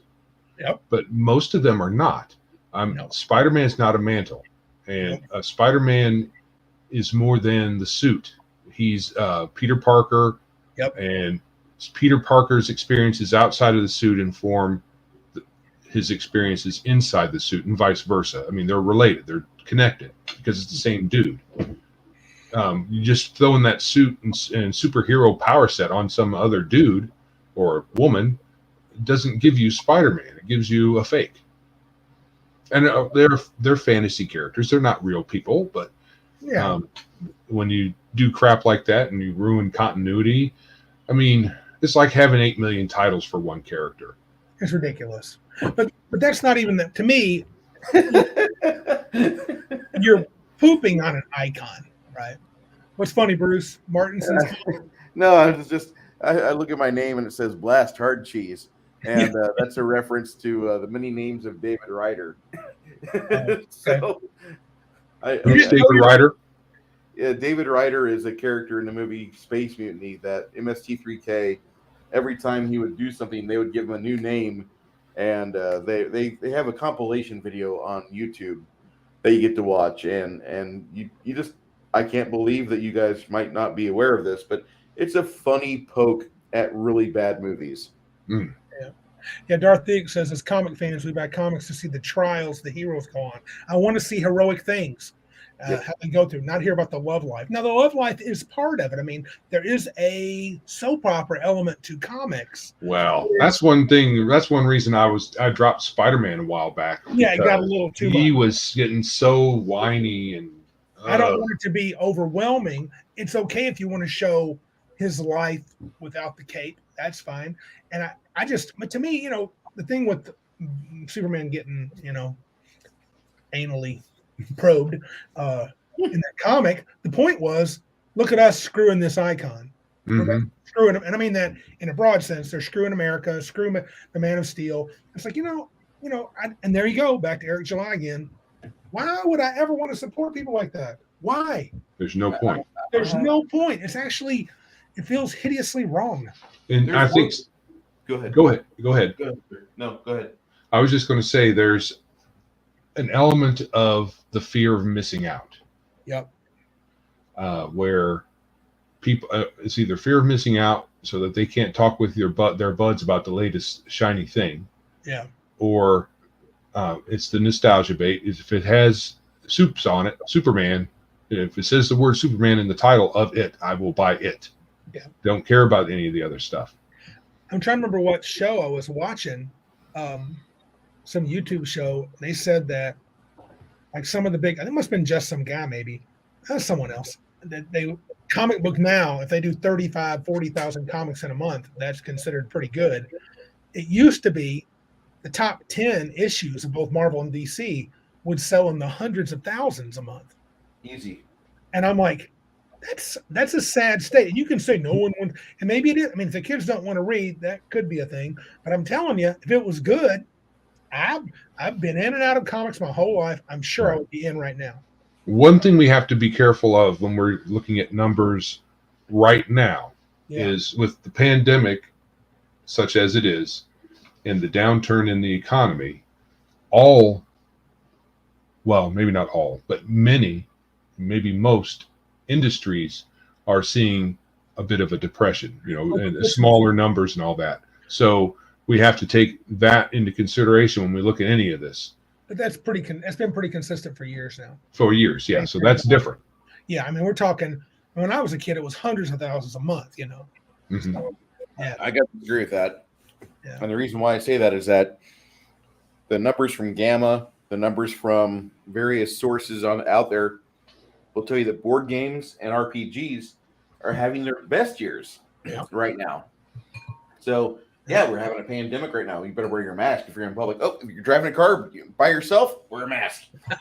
But you go home with your ticket to ride and invite your entire extended family over for a weekend, and you have 8 people gathered around your Lord of the Rings Monopoly, and everybody is playing the board games. Everybody is talking about their new 5e campaign, or maybe their OSR game.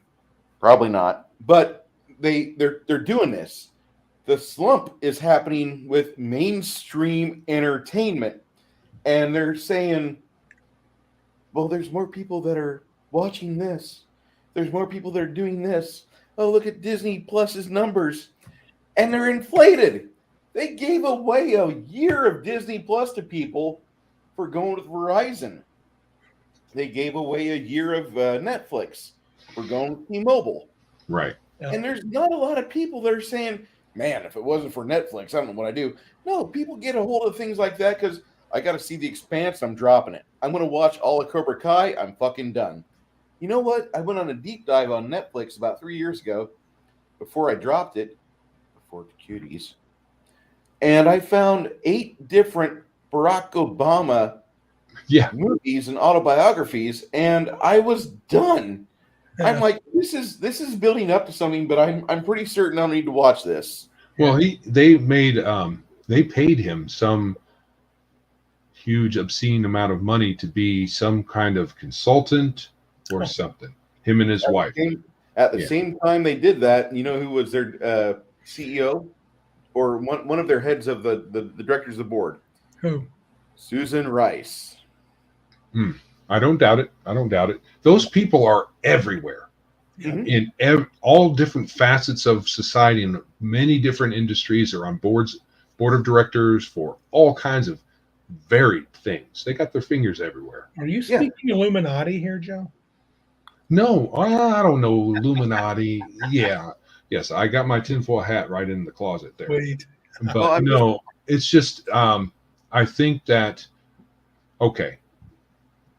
I think that folks are organized and they want to influence. Mhm. We know The that. entire Bolshevik mindset underneath Antonio Gramsci has done that, and they've been doing it for years. Ever since 2006 has been the big push to move all these people that have no talent into program managers or into administrators of various media cartels, and you see it happening everywhere. Mhm. And people that really don't deserve to have a job with a nice big desk and padded paycheck and an expense account, they've got it. But they're responsible for creating content for people on mainstream platforms. But the content that's came out hasn't been entertainment. It's been propaganda. Mhm. It's all marketing. Yeah, it's marketing their ideas. They're bad ideas. Yes. And so what a lot of people have gone to is they've started choking the beast. Yes, D&D has made, a lot of money, and a lot of people have realized that Tumblr probably is not where you should go recruit your talent for the D&D administration. I'm not sorry. If you're fat and blue-haired, you got a good chance of being hired on by WotC. Yeah. And you could be either or any sex, and it'll happen. But I'm pretty certain that a lot of people bought the 5 ebooks because they were accessible, and they looked at the other stuff on the shelf. Strixhaven, let me flip through it. It might be Harry Potter. And after 5 minutes of reading through it, you realize this is not Harry Potter. Back on the No. shelf it goes. Oh, And you leave with your DMG, your Monster Manual, and Player's Handbook. You leave your Walden Books or Walden Books-like bookstore, and you show it off to your kids, and you show them a good time like what you had as a middle schooler. Right. And that's how a lot of people are playing the game. I'm not going to say that Adventure League is where it's at. I'm not going to say that the store games are where it's at. The majority of games that are going on are games that nobody knows about, but people have picked up the books for whatever system it is, and they've taken it home and shown their kids, and they're not watching videos. They're not watching Critical Role. They're finding their old copy of B2 and hashing it into a 5e compatible product, and they're working that, or they've got an old copy of Queen of Spiders or Temple of Elemental Evil, and that's the majority of games. You'll never hear about somebody running the game. Somebody will just say, I can't make this appointment on the weekend. I'm sorry, I can't be there. But they've got a geeky side to them. They're not going to talk about it. They're not going to advertise themselves as, hey, man, go ahead and put my head in the toilet, flush it. Just like that happened to me in middle school. No, they're going to be quiet about it. And these games go on quietly. That's 80% of D&D and the tabletop hobby. Yeah, because people, it's not like they're trying to be secretive. They're just it's the normal thing is just to do your own thing. Yeah. Exactly. Yeah.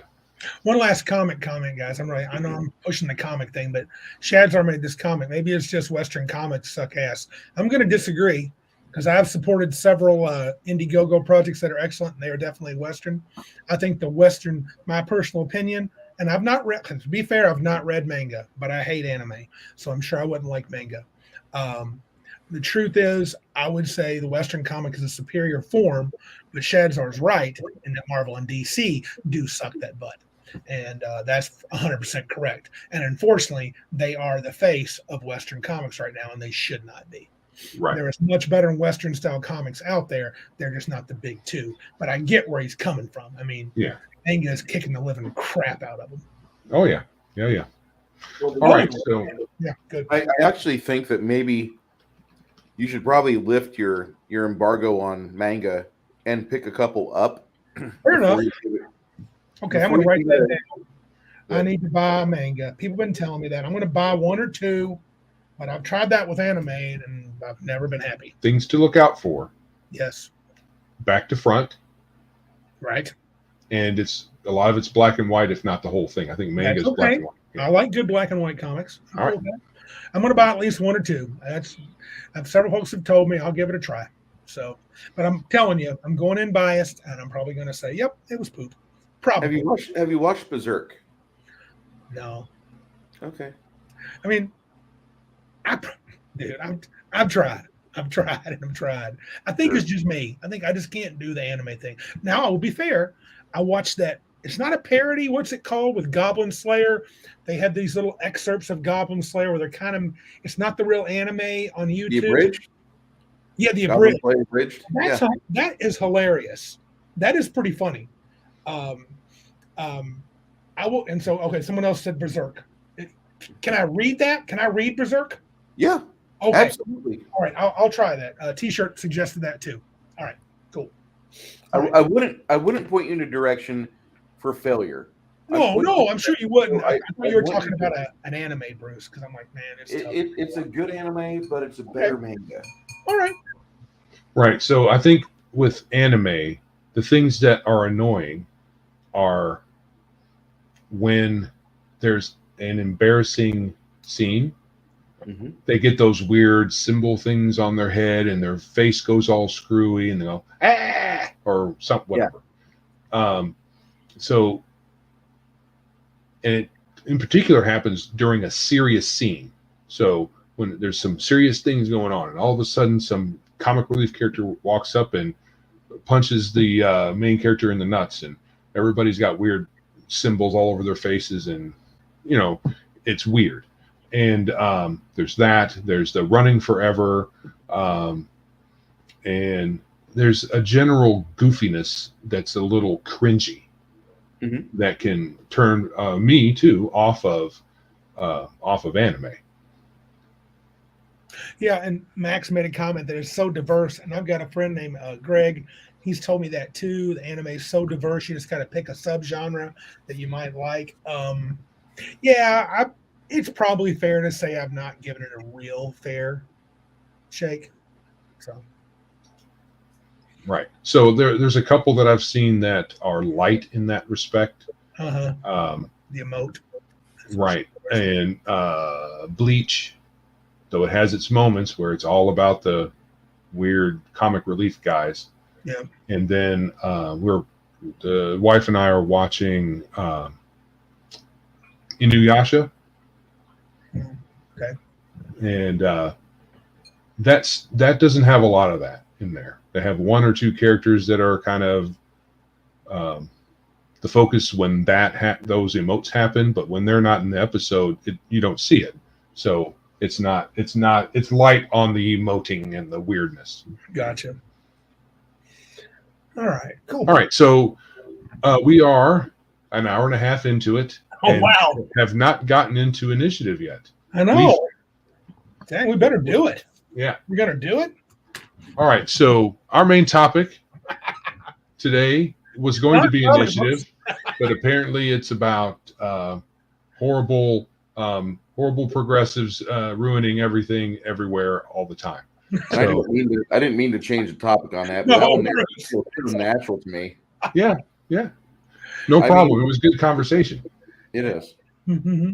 So we are revisiting the initiative subject because for one reason, I know that Bruce and I share fondness for Hackmaster's second by second initiative, though I haven't played in it much. I've tried to run it once, and it was a challenge. If I were a good friend, I would read it. Yeah, but you're not. You're horrible. I'm a horrible friend. I've got them. I bought the books. Mm-hmm. Yeah. Well, the books, the Hackmaster books do have problems. Oh, yes. They're horribly edited. Oh, their monster book is beautiful, though. Yeah. The monster book is great. Yeah. But the rule books, the player's handbook itself has real editing issues. Yeah. Right. Yeah. So I know. So how about Bruce? Why don't you wax rhapsodic about Hackmaster? All right. Well, in their initiative system. Yeah. Well, the initiative starts. We're just going to say that the two sides will see each other, and natural initiative starts. Usually, that's how 80% of the combat start. Sometimes you'll have one party that is not aware of the other, so somebody gets a free action in, and then this guy rolls his initiative die.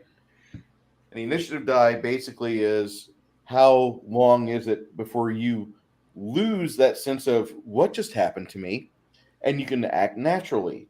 You want to roll low for that. And so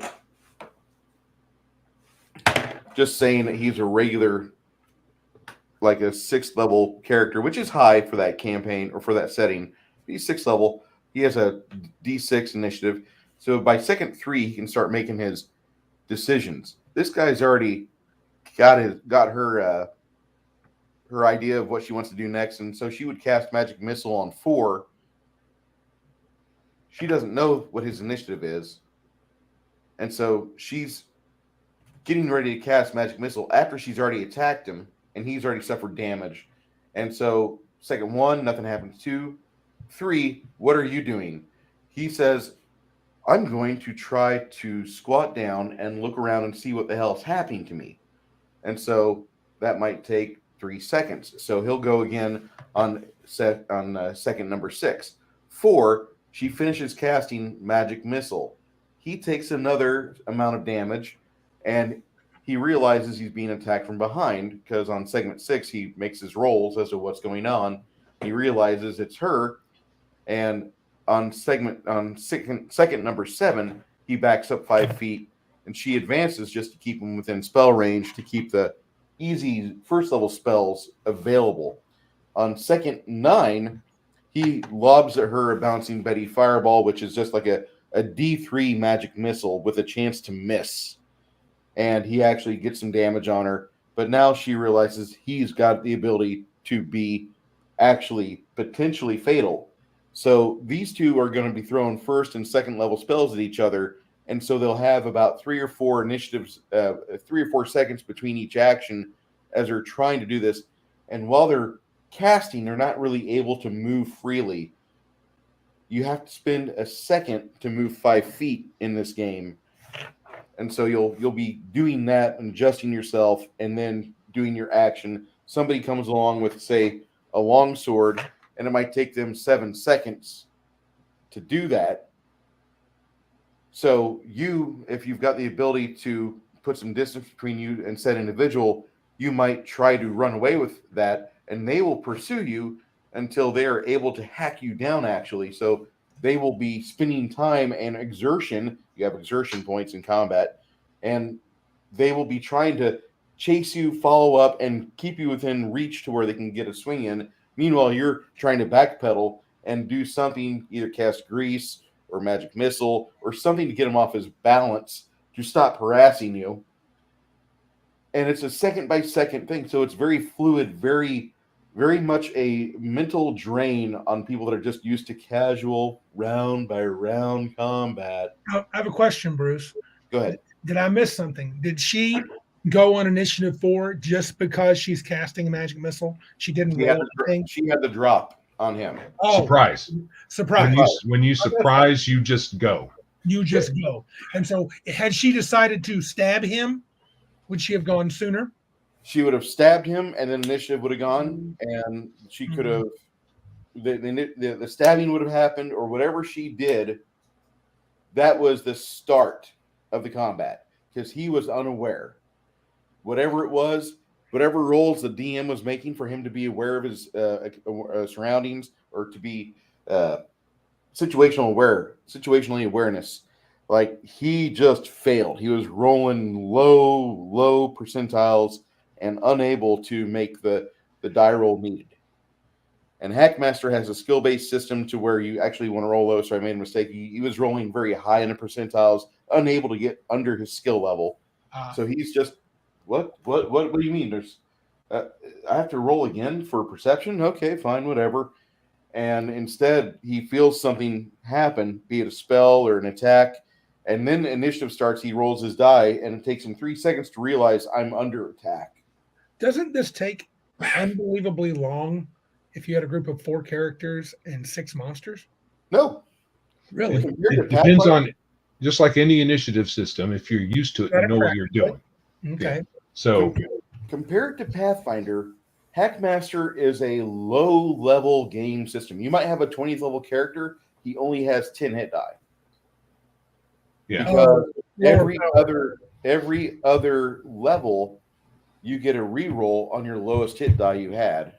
Yeah, See if sure. you actually could make up for that. Have Right. you played Hackmaster quite a bit then? I've played 5th edition about 3 times, and it's an easier game to get used to. I actually favor it to a lot of other game systems. I'd rather play Hackmaster 5e than DCC.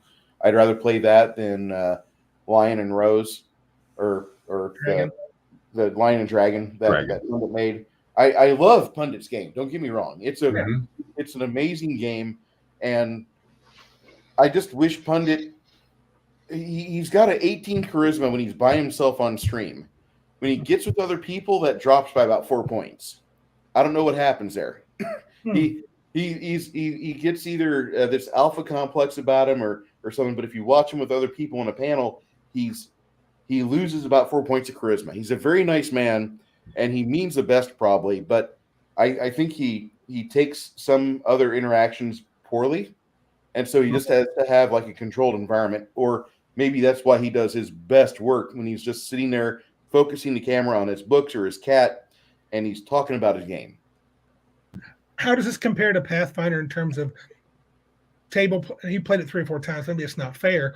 Is your group pretty? Are they get pretty good fairly quickly with this Hackmaster system? No, they don't. No.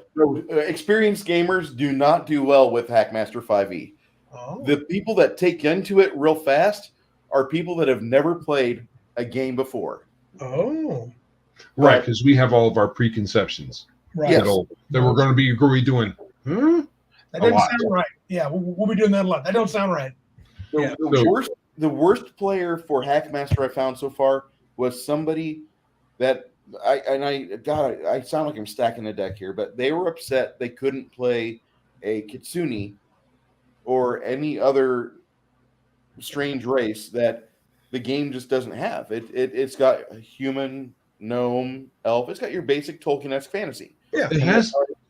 Hackmaster has a lot of different types of races. It does, but they're all variations on themes, but you do have several. I mean, it's not just humans. The Grell, the Grunge Elves, for example. Yes. Those are just nuts. Mm-hmm. Yeah. Is the game itself like the comic? Is it meant? Because you mentioned the Bouncing Betty Fireball, so yeah. I'm feeling tongue fully immersed in the cheek. That was the previous edition. The 4th edition is the funny Bouncing Betty is that I'm very familiar with that spell. Oh, okay. And I've put it in every game I've ran since then because it's just a fun spell to play with. Sure.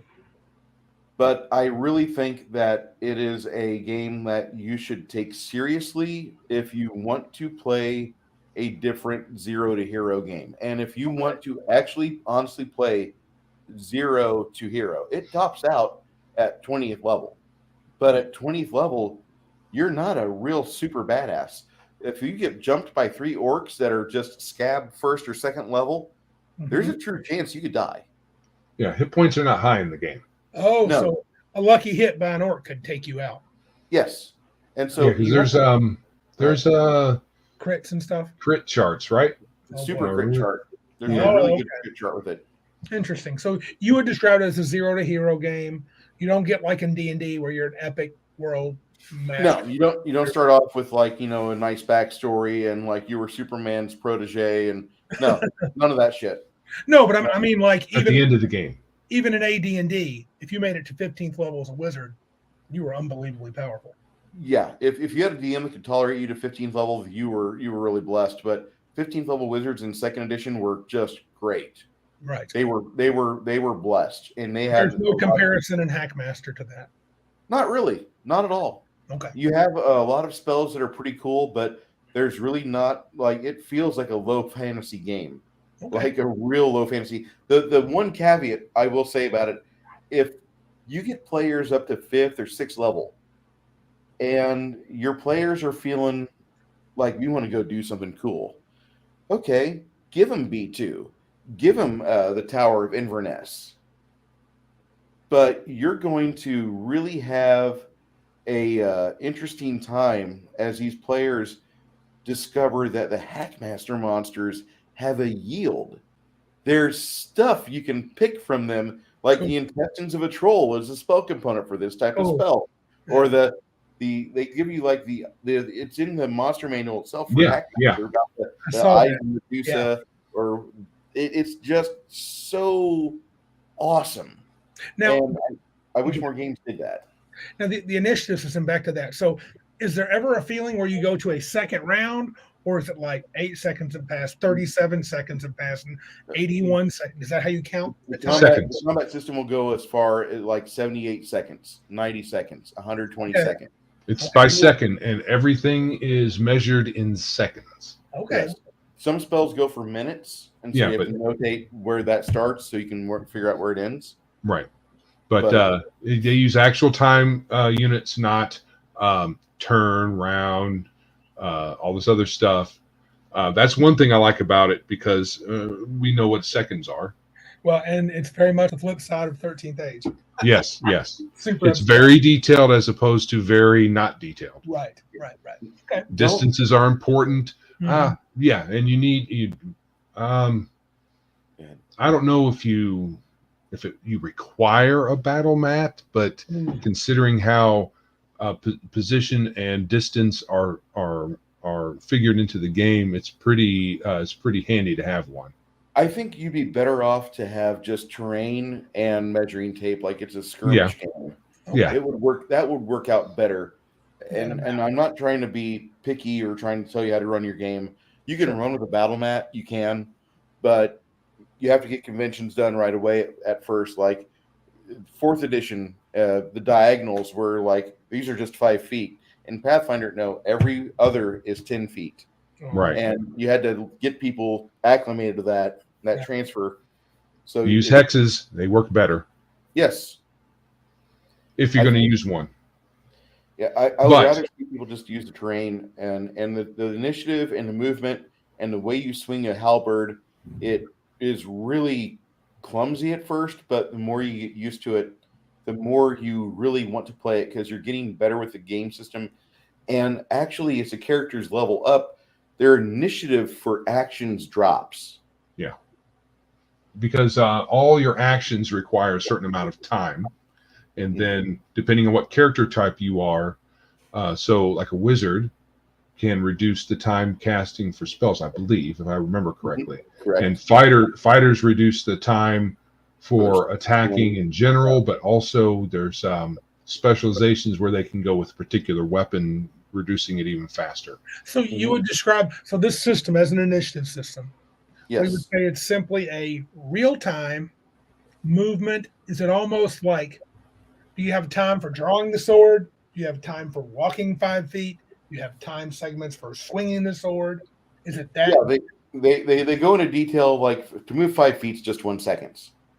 For swinging a sword, like a long sword, is 7 seconds. If you're noob.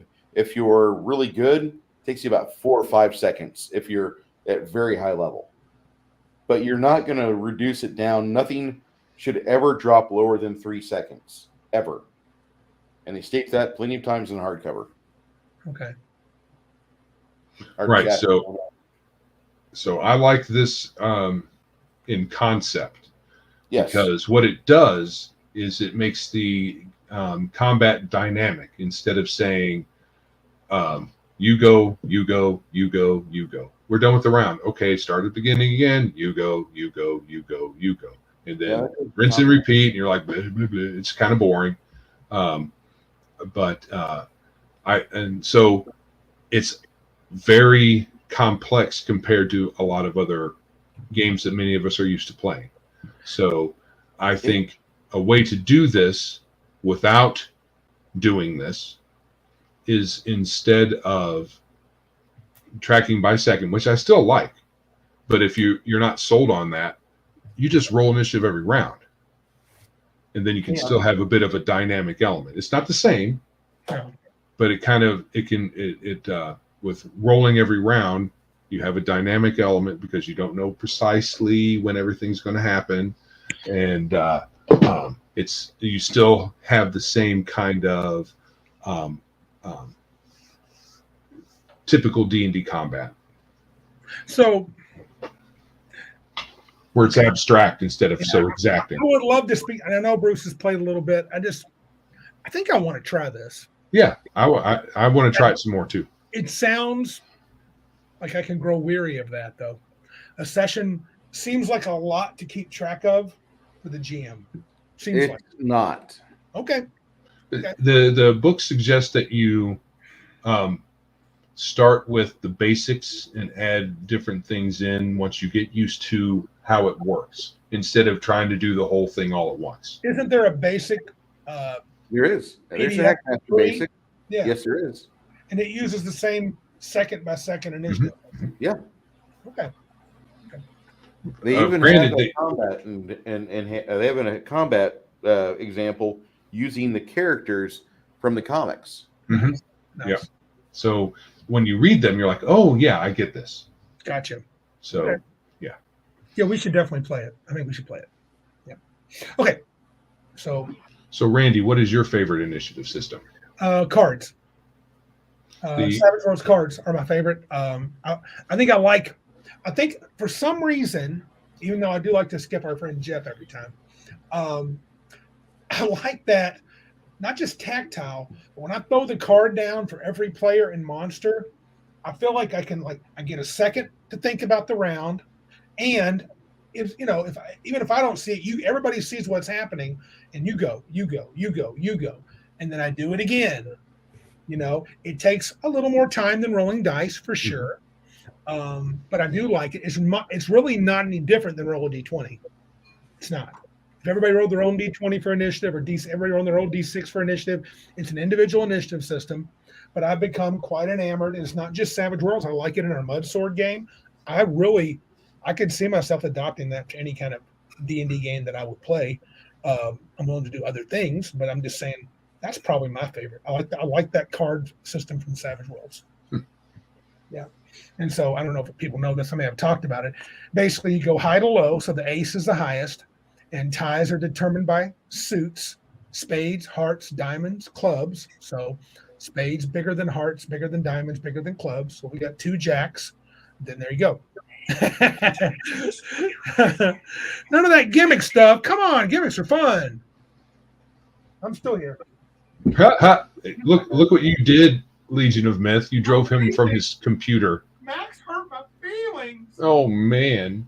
So while we can't see Randy, I'll say for myself, I like individual initiative.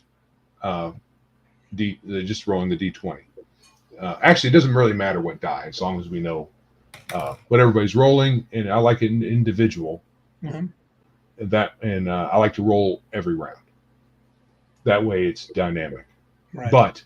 And that's only because I haven't played enough of the Hackmaster second by second to make sure I like it in concept. I like when I read it, but I haven't played it enough to really give it any kind of real fair evaluation.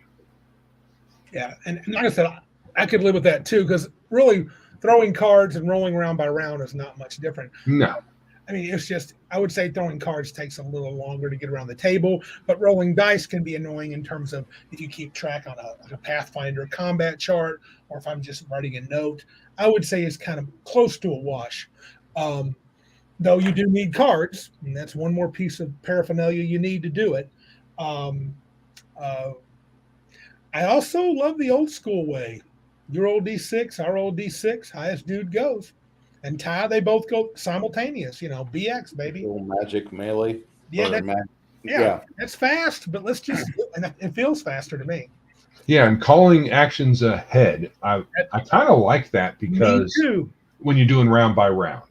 Yes. Because I think there's a couple of things that playing this long as I've played, I've realized that missile weapons have become OP in D20 games. And it's because, especially with different iterations of the game and their lack of emphasis on tracking your ammo,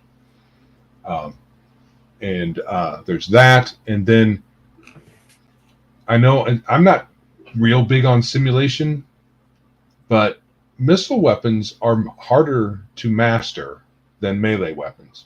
The reason swords were very popular because they were easy to make in comparison to some other weapons, and they were easy to teach. And it's an extension of your arm essentially.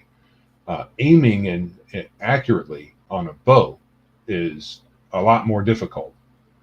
But in the games we play, that's not reflected in the slightest, really. Missiles go first in the old school D&D. Missiles, magic, then melee, which is weird to me. You essentially pay the same price, if there is one, to become good at missile weapons as opposed to melee weapons. It's just as easy or difficult, and that doesn't really reflect the real world. But it's a game, so what are you supposed to do? Yeah. But I think missile weapons became pretty overpowered, especially in 3rd edition and Pathfinder. Oh yeah, you can get the right set of feats going, and you can lay down lots of arrows, and all you have to do is have a quiver of Ilona. Ammo's cheap, and you're essentially a machine gun. A friend of ours, Lewis, who comes to CabinCon, built an archer that everybody at the at CabinCon was just, wow. He would lay down hundreds of damage. And he's only 6 levels, 7th level. Well, I think he got to 9th. That's when 9th. Well, still, he was doing super crazy stuff. Yeah. In one round, flying around. Pathfinder. Yeah, Pathfinder. Okay. Yeah, that's almost as bad as Pathfinder is. I mean, and when you get mid to high level, it becomes the most OP character out there. But they were OP in 2nd edition too. I don't remember if you guys remember, but in 2nd edition, a longbow could fire 2 shots a round. Yes, that's kind of screwed up. I mean, I swing my sword once. That's it.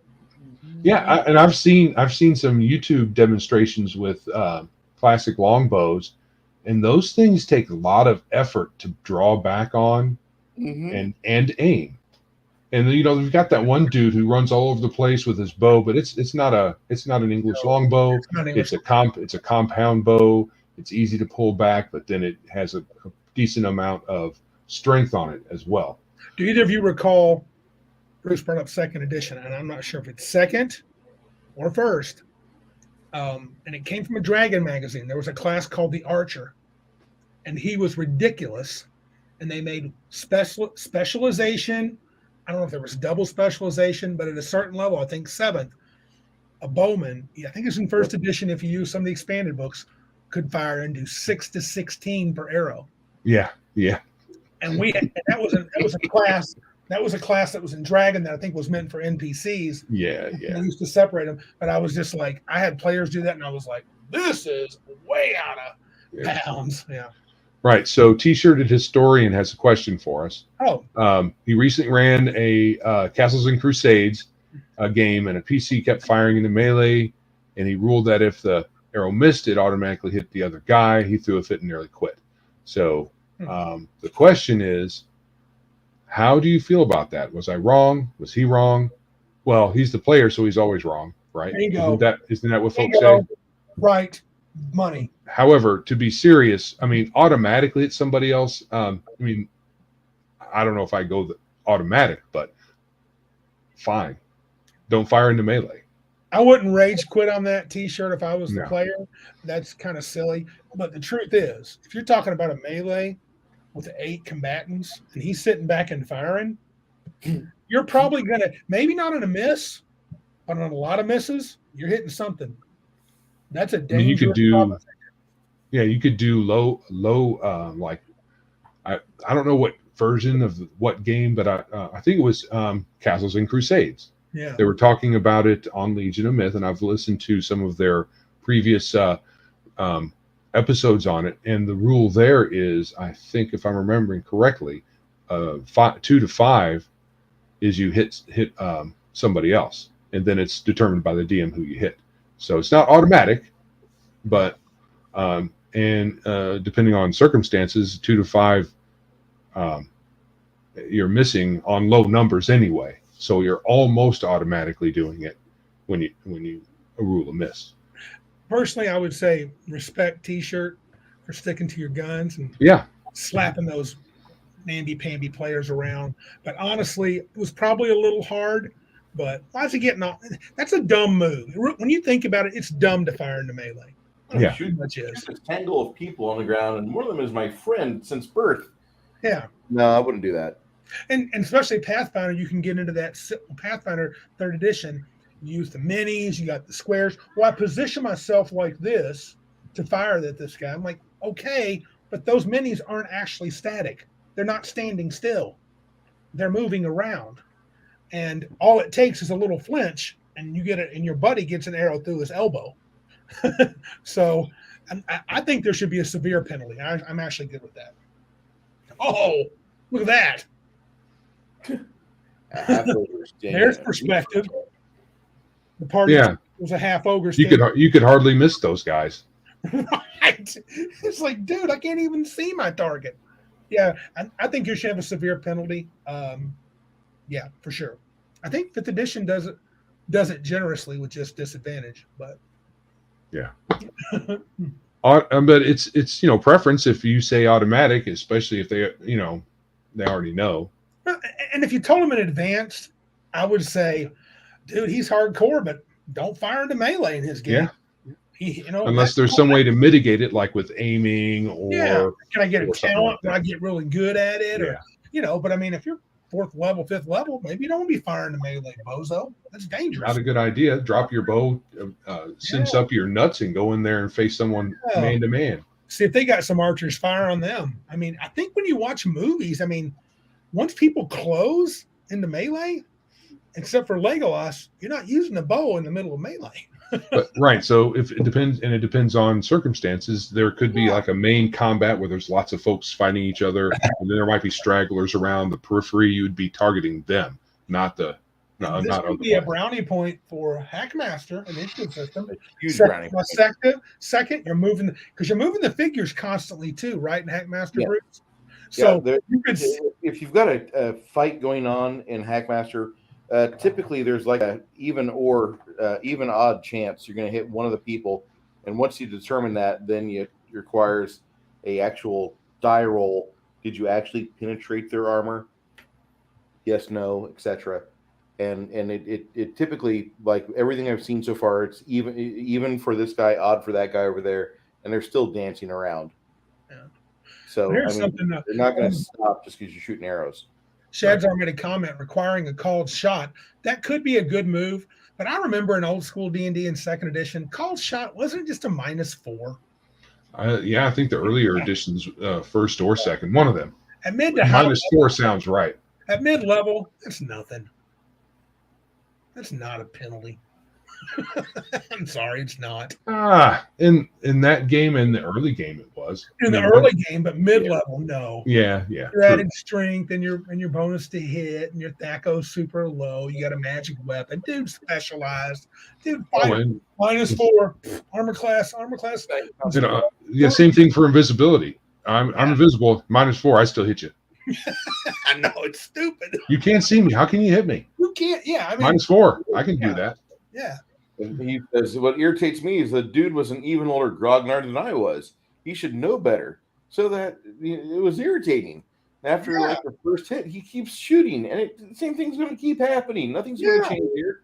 It's like, dude, I told you, I'm going to hit your allies. So that's further info from T-shirted historian for those who are later listening, not watching. So more perspective on the fight that he's talking about. Yeah. The offender was a grognard. Yeah, and he made a good point. I wasn't thinking. He said he did it over and over. You would think, dude, I understand you want to use your best attack. He's probably really good with the bow, but it's like, sometimes you don't get your best attack. I don't know what to tell you. Right. So you have to use other options. Yeah. And not using your best attack, people putting all their eggs in one basket, having a character have one weapon. Yup. Yeah, that was prevalent early on when we played. Oh, that's so irritating. I mean, okay, so if you are Legion of Myth and you make all of your characters poor, everybody starts out with barely enough money to breathe. So maybe you only have one weapon. But as soon as you have enough money to get more, And Randy's the same way. Max. Yeah. He believes in having poor characters. Screw the player. Yeah. And their characters. And the characters. And the horses they rode in on. Doubly the character. Oh, they can't afford horses. Not so Yeah. It's what it is a hobby horse. Yeah. Or two coconut halves banging them together. Yeah. First couple adventures, you guys were wondering the mud sort, is Randy ever going to give us money? Yeah. Yeah. He's like, what are you going to do with money? Anyway. That's not a crayon, Marine Corps. What's that, Bruce? I said, you don't eat the crayon, Marine Corps. My bad. That's what I'm talking about. Earn your equipment. Appreciate it when you get it. Truth, Max. Truth. I gotta grab playing a monk. Okay, so more perspective from T-shirted. Oh my goodness! Oh, is he the stupid Zen archer type dude? Oh, T-shirt. Here's what I would have done. I would have had every time he fired in the melee, the arrow whips around his friends and comes back and hits him. Yeah. Just for playing a Zen archer monk.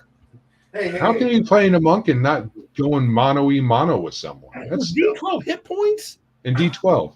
What a wuss! Big wuss. Chicken. He probably doesn't know any better. He thinks he's playing with friends, and he's like, they're not gonna. These guys are gonna go easy on me. And you just call that guy. You're not stupid. You're just a brotato. I'm competitive. Yeah. Even when I'm playing. Yeah. Not to a huge degree. But a little. Can't help it. And I think that's good. I do too. It's fun. I don't get okay, this is a tangent, but because I'm a little competitive, I like, at least on some level, making the character, if there is a way to do it, if you have choices and it's not just race, class, and roll your stats and you're done. And you have some maneuvering to do, you can optimize certain things, I'll do it. Sure. Okay. Because, if it's part of the game, I'll do it. And I'm very unapologetic. I know a lot of people are like, optimizing is a sin or whatever. And I disagree. I don't have a problem either way. And some people go the other way. Well, if you gimp your character, that's just the dumbest thing ever. What if I want to play that way?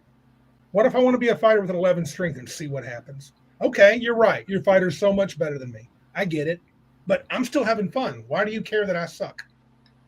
I get it. Well, you're making the party weak. Whatever. Deal with it. That is one thing. It was awesome. Randy sucks. He's covering my butt. We're average together.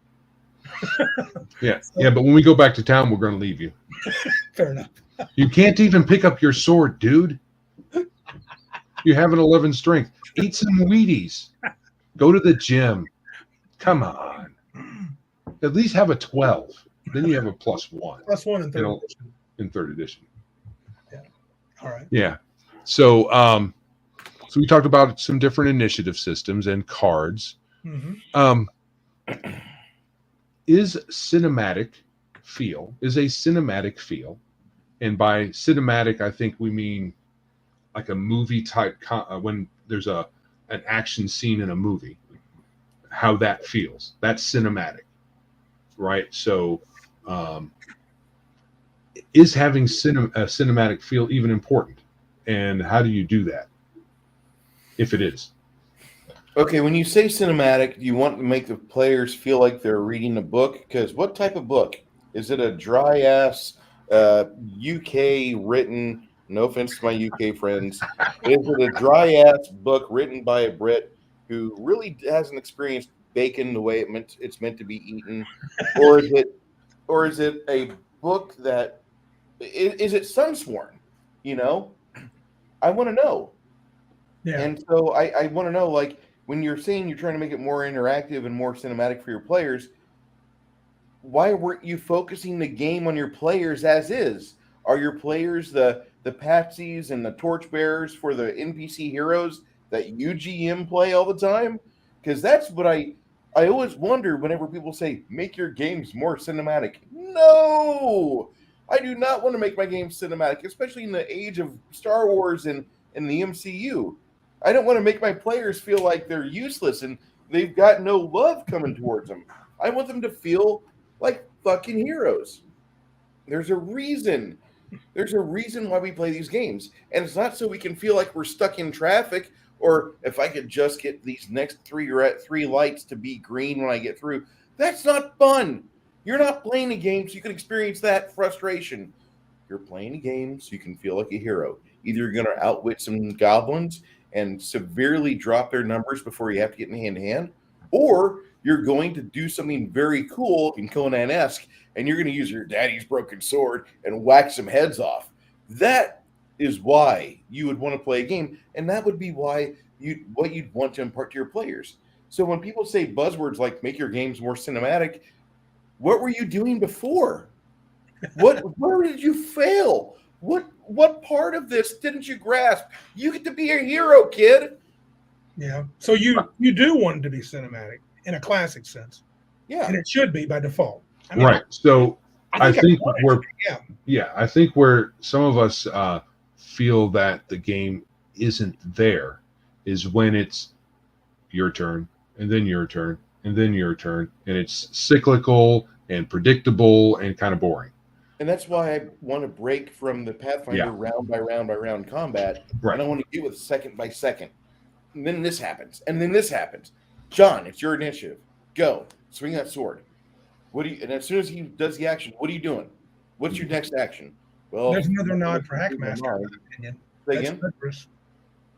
That's another nod for Hackmaster. Yeah, because I've always wanted, because I get frustrated with and we have several players that will just sit and they stare at me when I say it's their turn and they don't know what to do and they're fiddle farting around. Hackmaster as an initiative system encourages, I would say, I would play fights as frenetic. You need to go, dude. It's 1 second, do something. But isn't there the other side of that too, where like, I'm not really a 12th level fighter, dude. I'm Randy. I'm this fat dude. I can't really make decisions like that. I've never meleeed anybody with a sword. Give me a second. So there's got to be, I guess, a little bit of give and take. But I think that's when you're first, second, third level, you might see a goblin or 3 or 4, but you're not going to encounter orcs greater than 6. And if you encounter them, it's because you've rolled well and you've got good tactics and you've snuck up on a high rocky pass and you're making sure you didn't bathe with any scented soap so they can't smell you 200 feet away. Or maybe, you before you did this, like you made sure you're not ready to shit yourself, because you don't want to have anything that would alert somebody to your thuck. Do you smell that? Wrong. You're right. Smells like human stain, and you don't want to have your character. And I go over this a lot, and I find myself as a shitter, as a shit tech. I'm telling people nowadays, after like being in it for 2 years, like, you want to not have a smell. You don't want to have a smell when you go out in the wild hunting animals or doing stuff. You want to go out and be as camouflaged as possible. So now you do that, and you make sure you don't smell like anything. You've got yourself a good vantage point. You're looking down at these orcs, and finally you draw your bow and you get the arrow ready and you make your attack. And at that point, your other friends better be on their A game, because you've got 6 orcs coming up at you. And if you get to encounter 2 or more at once, somebody's, probably you, going to get hit. Because whenever the game starts with the combat, you have the initiative and then you have the die roll. Well, the die roll means that when they attack, you get to parry. So you roll your die 20 -4 because that's your parry. And it's opposed rolls. Yeah, it's a very opposed rolls, but you have less of a chance of parrying than they have of successfully attacking. However, I will say that in every sword swing, you get to add your intelligence bonus. Yes. Because a smarter character is more likely to know how to parry, is more likely to know how to hit and where to hit. Your combat value, and various other things are multi-stat dependent. Yes. So that does mean then that And that doesn't mean a wizard is necessarily good at fighting, though, right? No, it's not. But he will at least know where to throw a dart. Sure. He's going to have a better bonus to throw a dart because your dexterity and your intelligence on your 2 hits. Your strength never figures in on 2 hit. It only figures on damage. But I'll call it, and I don't mean to be negative on it, but a very minutia-based initiative system like Hackmaster, couldn't that interfere with cinematic play? I mean, I just praised it a minute ago. Now I'm playing devil's advocate. Couldn't that interfere with trying to make a cinematic play if like, oh, you got to do this, don't forget to add that. Now he goes the next second, and this guy goes, oh, wait a minute, he goes in this second. And I mean, it seems like it could maybe make it a little. On initiative 6, you swing with your dagger, and you hit. Roll your damage die. Oh, your damage die exploded. Okay, roll again. Yep. Exploded. Okay, roll again.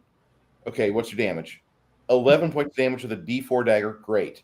All right, on initiative 5, nobody in the party goes, but this guy uses this item here to do this. Initiative 6, nobody goes. 7, 8, and now on 9, Tommy, it's all you, and you've made your charge with your broadsword.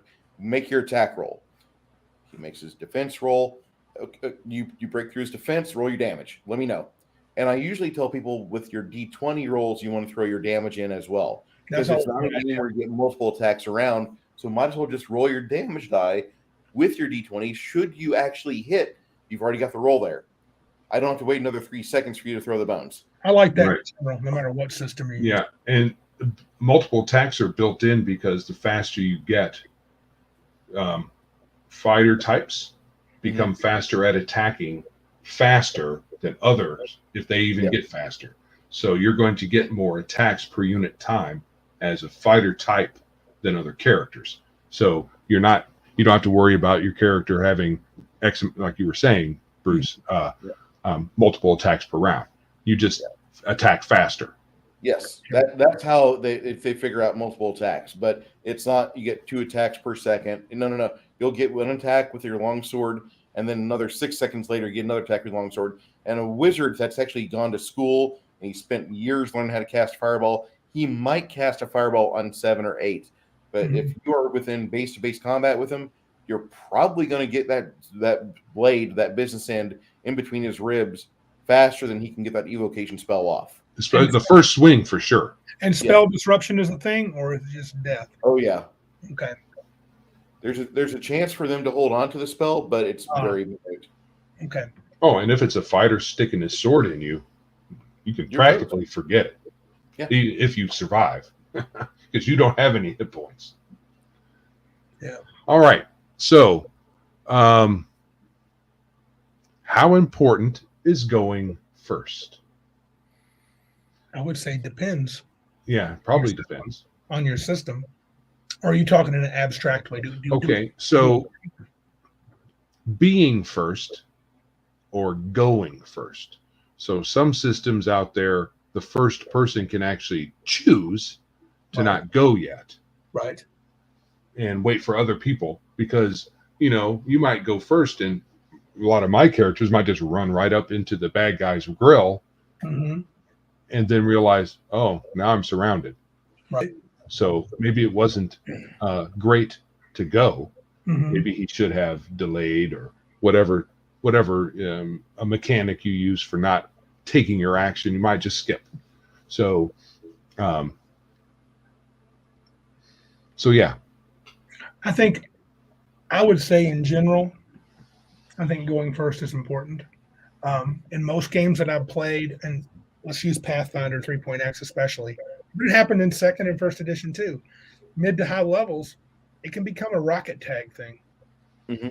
You want to be the first. In most D&D games, going first is a thing. Oh, Chad's our caller. He's playing old school. Caller should decide which PC is going first.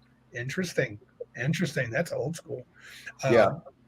But if you're an individual initiative, from what I've seen, going first is kind of king for a lot of characters. Not all characters, for a lot of characters. See, the game systems that I was shoved into, I don't think we ever played a game by the book back in the 90s. I think a lot of my friends, they took things from everywhere. Like in initiative-based games like 2nd edition, my friend John Wisniewski, he would run where like if you rolled shit last, you declared first. Oh. And then it would go down the list, and we would all declare attacks from slowest to fastest, and then fastest would execute first. Gotcha. And so that's how we did that. And that's one of the reasons why second edition with us took 10 to 15 minutes for a 8-person party versus like 10 orcs or 10 or 15, whatever. Mm-hmm. It was a pain in the butt. Now, in a game like Warhammer Fantasy Roleplay, second ed by Hogshead Publishing, you would have high initiatives go first, and they wouldn't even have to declare. They just like, I go. Okay, initiative 90s, initiative 80s, initiative 70s, initiative 60s, the elf player. All right, after his 2 attacks with the bow, 1 on 60 and 1 on 30, who's in the 20s? All the human players. Gotcha. Was it a static number? Was it a static number? Static number. Every game. Yeah. Static. Yeah. And then what system was that? Warhammer Fantasy Roleplay by Hogshead. Okay. And then you get down to the teens and aughts and the dwarf player and the halfling player. And they would go. And then you, all right, initiative round 2, 60s, elf, go. Yeah. And you do that. And it would just cycle. It is a decent system, but that was the weak spot in it. That was the weak spot. Yeah. I see. Okay. Yeah, so I don't know how you can. I guess you can't gauge it. I think you have to gauge it within the system. And Joe's point is getting to go first may not be get to strike first. If you're a rogue or a thief, you may want to go get in position to backstab somebody. Correct. So, or you may want to delay your attack before that fighter puts himself in position, and then you can tumble around and in behind somebody and do a tumbling attack at a -4 or -20%, whatever it would be. And if you hit, add precision damage. Also, you're still prone. And let people know that and let them figure that out. Definitely mage was go first because his spells can crowd control. Oh, God. Sleep. No save. Yeah. and clerics going last to heal the help the dying, and that's reasonable. I know my wife will say it out loud. She doesn't like to go first. She likes to go after everybody else has done something. She likes time to think about it, and she likes, she's a mother hen by nature, and she's a mother hen when she plays. She loves playing clerics and healers and helpers. Joe his wizard gets a scratch. She's like, "Oh no, do I need to heal you?" Joe's like, "I'm fine. I still have 3 hit points." One of the players, I was max 4. I got spoiled by this Air Force girl that was in Corpus Christi for a little bit when I was 37, 36. And she would come from Kingsville because she was stationed at the base there with the Navy people. And she was at school for a while. And so she would come with some of the other guys, T-Rex, and I forget the other guy, but he was a professional comic before he was Air Force. And all 3 of them would come, and she was a medic in the Air Force, or corpsman, whatever that MLS is. But she was the worst. When people started getting hurt, she would just start turning into this bulldog and start just berating them for taking hits. I'm like, oh, I've got to give you morphine. I've got to give you painkiller. And I get to see being on a 40-mile ruck with this person. And most rucks start off with, all right, how's everybody feeling? And like 3/4 of the ruck marchers go, we all saw each other at the bar last night, so we all know that we spent $60 on tequila and we're feeling like shit. And $10 on draft beers, and we all feel like shit. And so the poor medic is there just glaring, knowing that the first Louis is going to be like, well, medic, I think it's time for you to start doling out the morphine so we can make sure we get 20 miles in today. And he's just... Or just running an IV on everybody. That would have done it. I was going to say, out goes the alcohol, in comes water. Yeah. Yeah. And they do things like that, but then she would get in this game and she wouldn't change. Like other people want to play a wizard, or if you're disabled in real life, you're playing an archer or a monk or a fighter. No, she was the same mother hen, angry bulldog in the game that she was in. Was she a cleric? Yeah. Okay. Yeah, she was a cleric, and then eventually, like, she got turned into a paladin, and then we had a TPK because it was Czar. Czar does that. Mhm. And if you guys want to play a game, an adventure that is very rough, I'm gonna pony up for Czar. Czar, ZAR. TSAR, the Slumbering Tsar Saga. Oh, okay. Yeah, I'm I like their stuff. Yeah, the first adventure or first encounter in that, you get to your destination, and as you're taking in the mud church of Nurgle, the mud hut general store, the mud blacksmith shop, the muddy inn with half of a wagon as one of the part of the walls, and like this town is levels of poverty, and we have no building materials at all here. Mudville. Yeah, it's Mudville. Where's And then Casey? Is Casey the mayor? yeah, and then on the other side of the village, on the other side of the circle of buildings where you're at, this hill giant sees you, and he's like, he looks like he's been hiking all day, and he's just beleaguered, and then he sees these humans, these puny fleshlings, and his face turns into this huge maw of anger and teeth and spittle, and he raises his sword and charges, and he's like a CR 10. You're 7th level going into this game, and the first thing you fight is a raging hill giant barbarian. Have fun. I'm sure he hits hard. I would imagine. My first game I ran of Czar, I killed 2 players with the first attack because he power attacked, cleaved, and critical. Natural 20 on the first roll, natural 19 on the second. Giants with fighter levels are terrifying. This was a barbarian, and this was even worse. Yeah. So he just totally split the dwarf, and then the human fighter had like some way he had something that was helping him regenerate wounds. So Ken just said, "I quit the campaign." Everybody else was jazzed about it. Ken's like, "I quit. I'm done." He spent 2 hours creating this character. I'm done. Oh, That is a problem with Pathfinder. It can, as long as you are not using a generator of some sort. If you're, pencil, paper, dice, and books, it can take a long time, unless you know your craft. If you have made lots of characters, you can whip out a character fast, and taking 2 hours is your own fault. And if you want to maximize, then that's even worse because you put a lot of time in. Well, then after that fight, these gnomes come up to you and they're like, "Hey, listen, here's some really, it's ale, but it's not the greatest, I know, but we're out in the middle of nowhere. Here's some ale." And they give you that. "We've got our hut over here. You saw us cutting up some rabbits, put them in a stew pot. Do you want some food?" And then the players eat, and the stew pot smells like heavily garlic rabbits. And okay, so we eat, and then the players in the middle of the night, like, they're like, "What the fuck? Why were they so nice to us? All right, guys, I need a D20 roll." "What?" "Actually, just roll me a fortitude save." I casted detect poison." "Yeah, you did. But if it would have been poison, I would have seen it, right?" "Yeah, you would have." The conies are like 4 weeks old. As soon as they see new people coming in town, they're like, "We're going to get these guys." And they start cutting up the old rabbits, and they make them, and the rabbits are just spoiled. And the garlic covers up the smell. The players eat, and then like whoever rolls the lowest fortitude save is on the pooper that night. And they've got a latrine in the middle of the inn. And at the back of the latrine, there's a little secret door that the assassin gnome silently opens that door, and he just goes to work studying for 3 rounds. Oh boy! And then, it was a nasty. The first night of Czar is always like 4 deaths. Oh, Expect half to 75% casualty.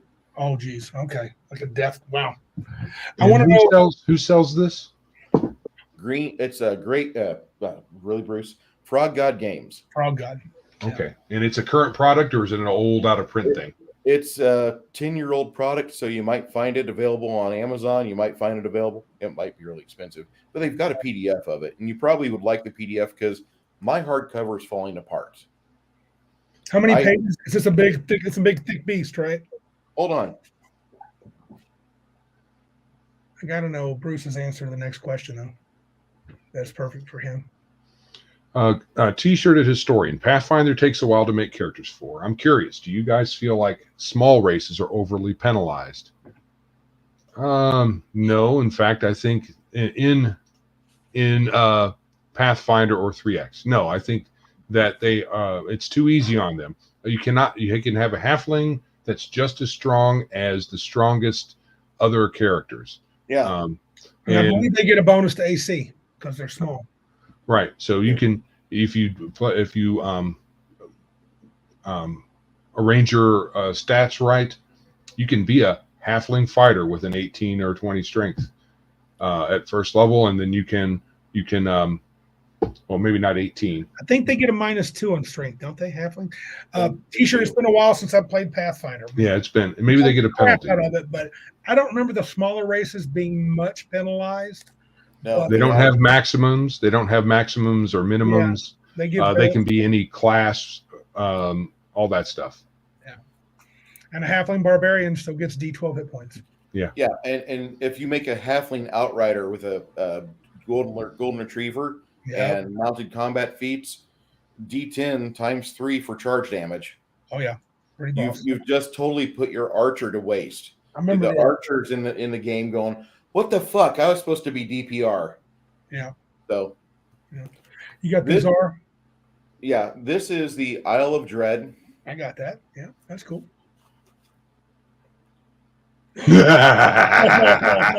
Okay. It's 2 Goodman Games books. Wow. Yeah. That's a bruiser. Yeah. I wonder how much it would cost you to print that off from Lulu. Oh my, yeah. That's cool. I love the obituary sheets. You brought some. You got a buttload of names in there. Nice. Yeah. I'm on page 3. But this book is at, I don't know if you can see it or not. Barely. Almost 1,000. Whoa. 952. That is a beast.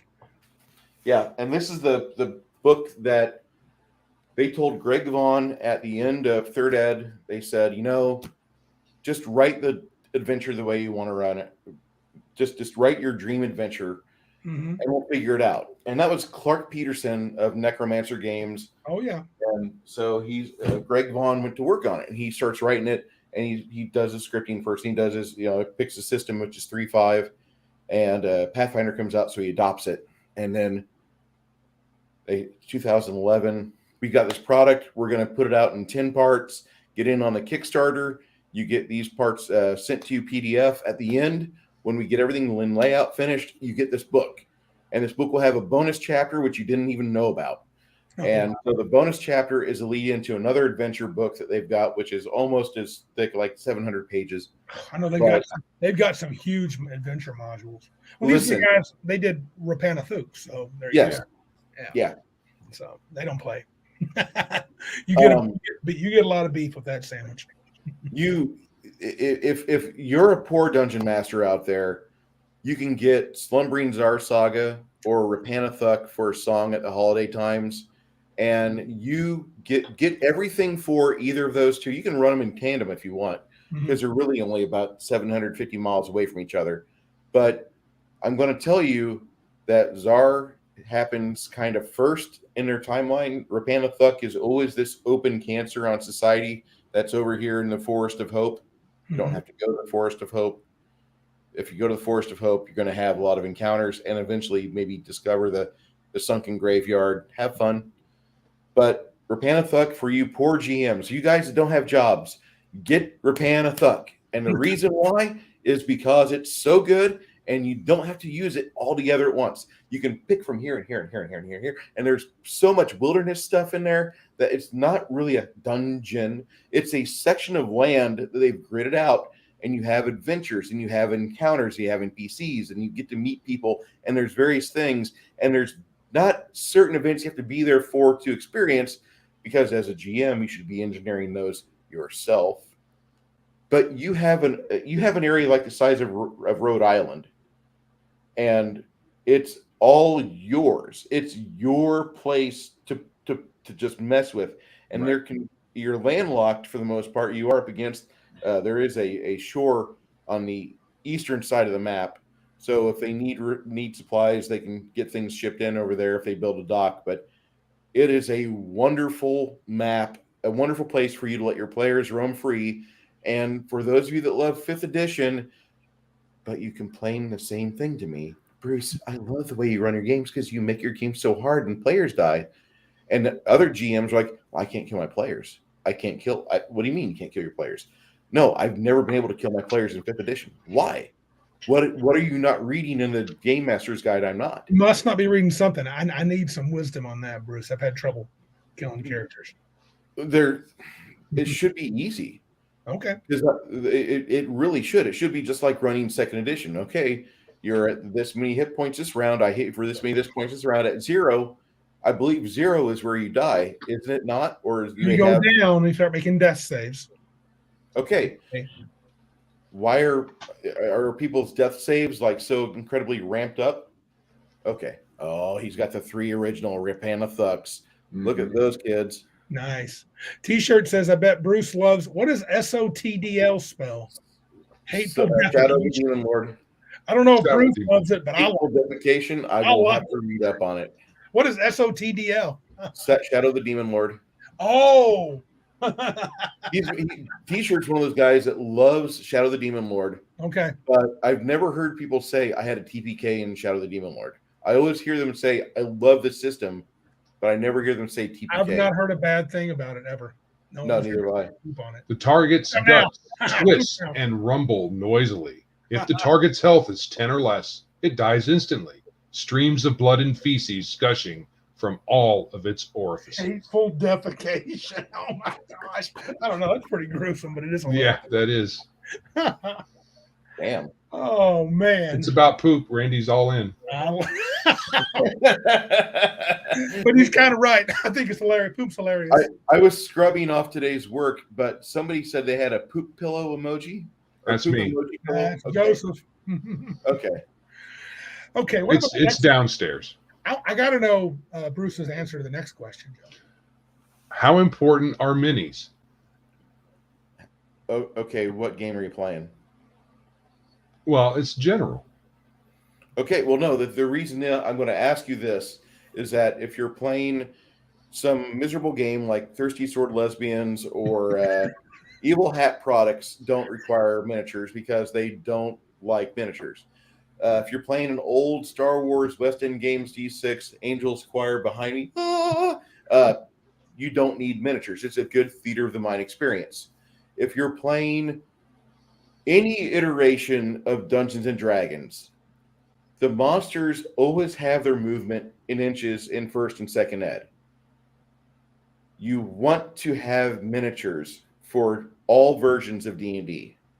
And the reason why I say that instead of doing theater of the mind is because the game was designed from the ground up as a successor from Chainmail. That's why. I would say again. They love their minis. They love their minis. And so Wizards has never gotten away from that when they bought it from TSR. In fact, 3rd edition shoved minis out front and center. Every picture was of a tactile grid. They had a whole game too, a separate game just for the miniatures. Yeah. And so you have that. And if you're playing a game without miniatures, it's a game that was designed without miniatures in mind. They tack those on as an afterthought. I played 3rd edition without miniatures at Gen Con once, and the DM did a great job describing distances and stuff and AOOs and all that good stuff. But you could tell he was tired at the end. And he was a pro. He was one of the designers at WotC. And I was like, yeah, I prefer minis. Plus, I love minis. They look cool. They do. They offload your mind. They do. You can do other things. Yes. You don't have to keep track of stuff. Right. Like the There's last the game dragon right there. He's about to eat Joe's character. Yeah. What if Joe moves? It won't matter. I have a different camera in the front room on the game, and I would put the camera right here facing these guys. And when I was in non-combat encounters or an encounter that I didn't want to do more than like theater of the mind with, I just would have it set up like that, and that worked absolutely beautiful for us. There was a situation where we had a archer versus archer situation, And I don't want to have 2 archers on a fucking battle mat or on a battle blanket green where that's all they're doing. And it's just 2 archers on different sides of the table. Roll, okay, roll, okay, roll, okay, roll. I don't want to do that. Nobody should have to do that. Nobody should have to witness that. That's boring. So I want to try to make my games more exciting. And when I put the minis out and I'm drawing the maps, there's a reason why. It's supposed to be an adventure, a portion of it to where I want to have the players actually thinking about positioning, and I want to make sure that they understand what they're doing. And yes, Legion of Myth says they're a crutch, massage the imagination, learn to visualize. Okay, you can, but that's also, I need to have the miniatures out there because the game is designed with miniatures in mind, Max. I know you don't like that. I know you want to do Theater of Mind. That's why you always play Earthdawn. I have nothing left, but I'll pretend I'm drinking. Yeah, my bottle is empty. Mm-hmm. I'm sorry, but Max has got to like miniatures. Does he really not like miniatures? he does. He loves miniatures. He likes BattleTech miniatures. No, he likes miniatures. He just doesn't play with miniatures. Yes. Yes, you play a bad game. My game has poo-poo words in it, like initiative and like attacks of opportunity. Mm-hmm. That happens. Or like this archer has rapid shot, which at 2nd or 3rd level is like an immediate OP. Sorry, but this Timmy over here is playing a halfling outrider, so look out. Once he gets Skippy up to speed, he's doing a 3d10 plus 9 damage. Hello. So the last question I added, Joe, was this is related to kind of everything, both initiative and minis, and using all the different bits and bobs. When you have an initiative system, you're playing a game, you got minis, you got terrain, you got dice, you got cards. When does that become too much? How important is it the time that all this stuff takes at the table? Because there's got to be a point where you're like, this is good, this is too much, this is not enough. I don't like a whole lot of terrain. I will bring out terrain for various things that need to be there, like if there's a bed or if there's a countertop, if they're at the bar or whatever. But I don't like using terrain. I would much rather just draw it out, or if I've got like the little piezo mat cards, not the fold out maps. Yeah, I know, the little cards. The little cards, the fold out maps. I'm not going to say they're bad, but there's a problem with them because when you unfold them, they're still kind of. You have hills and valleys, and your miniatures go. And you often see everything. If it's a dungeon type thing, you see the whole dang thing, and you got to flip it over, and then it's imbalanced even more. Yeah. I got to like sheets over the mat, and that's not how I want to play. I'm gearing my players up as I run more and more. I'm doing more card play or draw as I draw what you see, and that's it. And I don't need to have that. And plus, I've just added a couple more shelves in the front room. So I've got my humans and typical player race characters separate now from my other miniatures, which are on the other 2 floor-to-ceiling shelves. And once all this gets arranged, it'll probably be time for me to move. I'll probably have my house. I'll probably be signing the paperwork on that. And if it works, it works. If not, well, I guess I stay here for another year. But it's one of those situations where, as you are collecting miniatures and painting them up, I need spacing on my figurines on the shelving. That way I can see what the fuck I'm looking at. Because when I have them all glopped together, like on this desk, you don't know what you're looking at. But whenever they're individually spaced out with, a full 2 centimeters between each one, you can see what it is. Yeah, so with time, and so Shadzar just put this up. Next question, when do you roll initiative? Once per session, each encounter. Does that slow down random encounters or speed it up? Okay, so speed is an issue that comes up in, I've heard people talk about it here and there, not in depth, but rapid encounters. Do you need them to be that rapid? It probably depends on things, but sometimes you want them to go quickly. and maybe you don't want to roll initiative every round. And the DM the DM runs things. So the DM says, yeah, we're going to roll once. This is going to be fast. Don't want it to take too much time. But sometimes the encounter is the focus of the evening, perhaps. And everything kind of hinges on it or feeds into it or feeds off of it.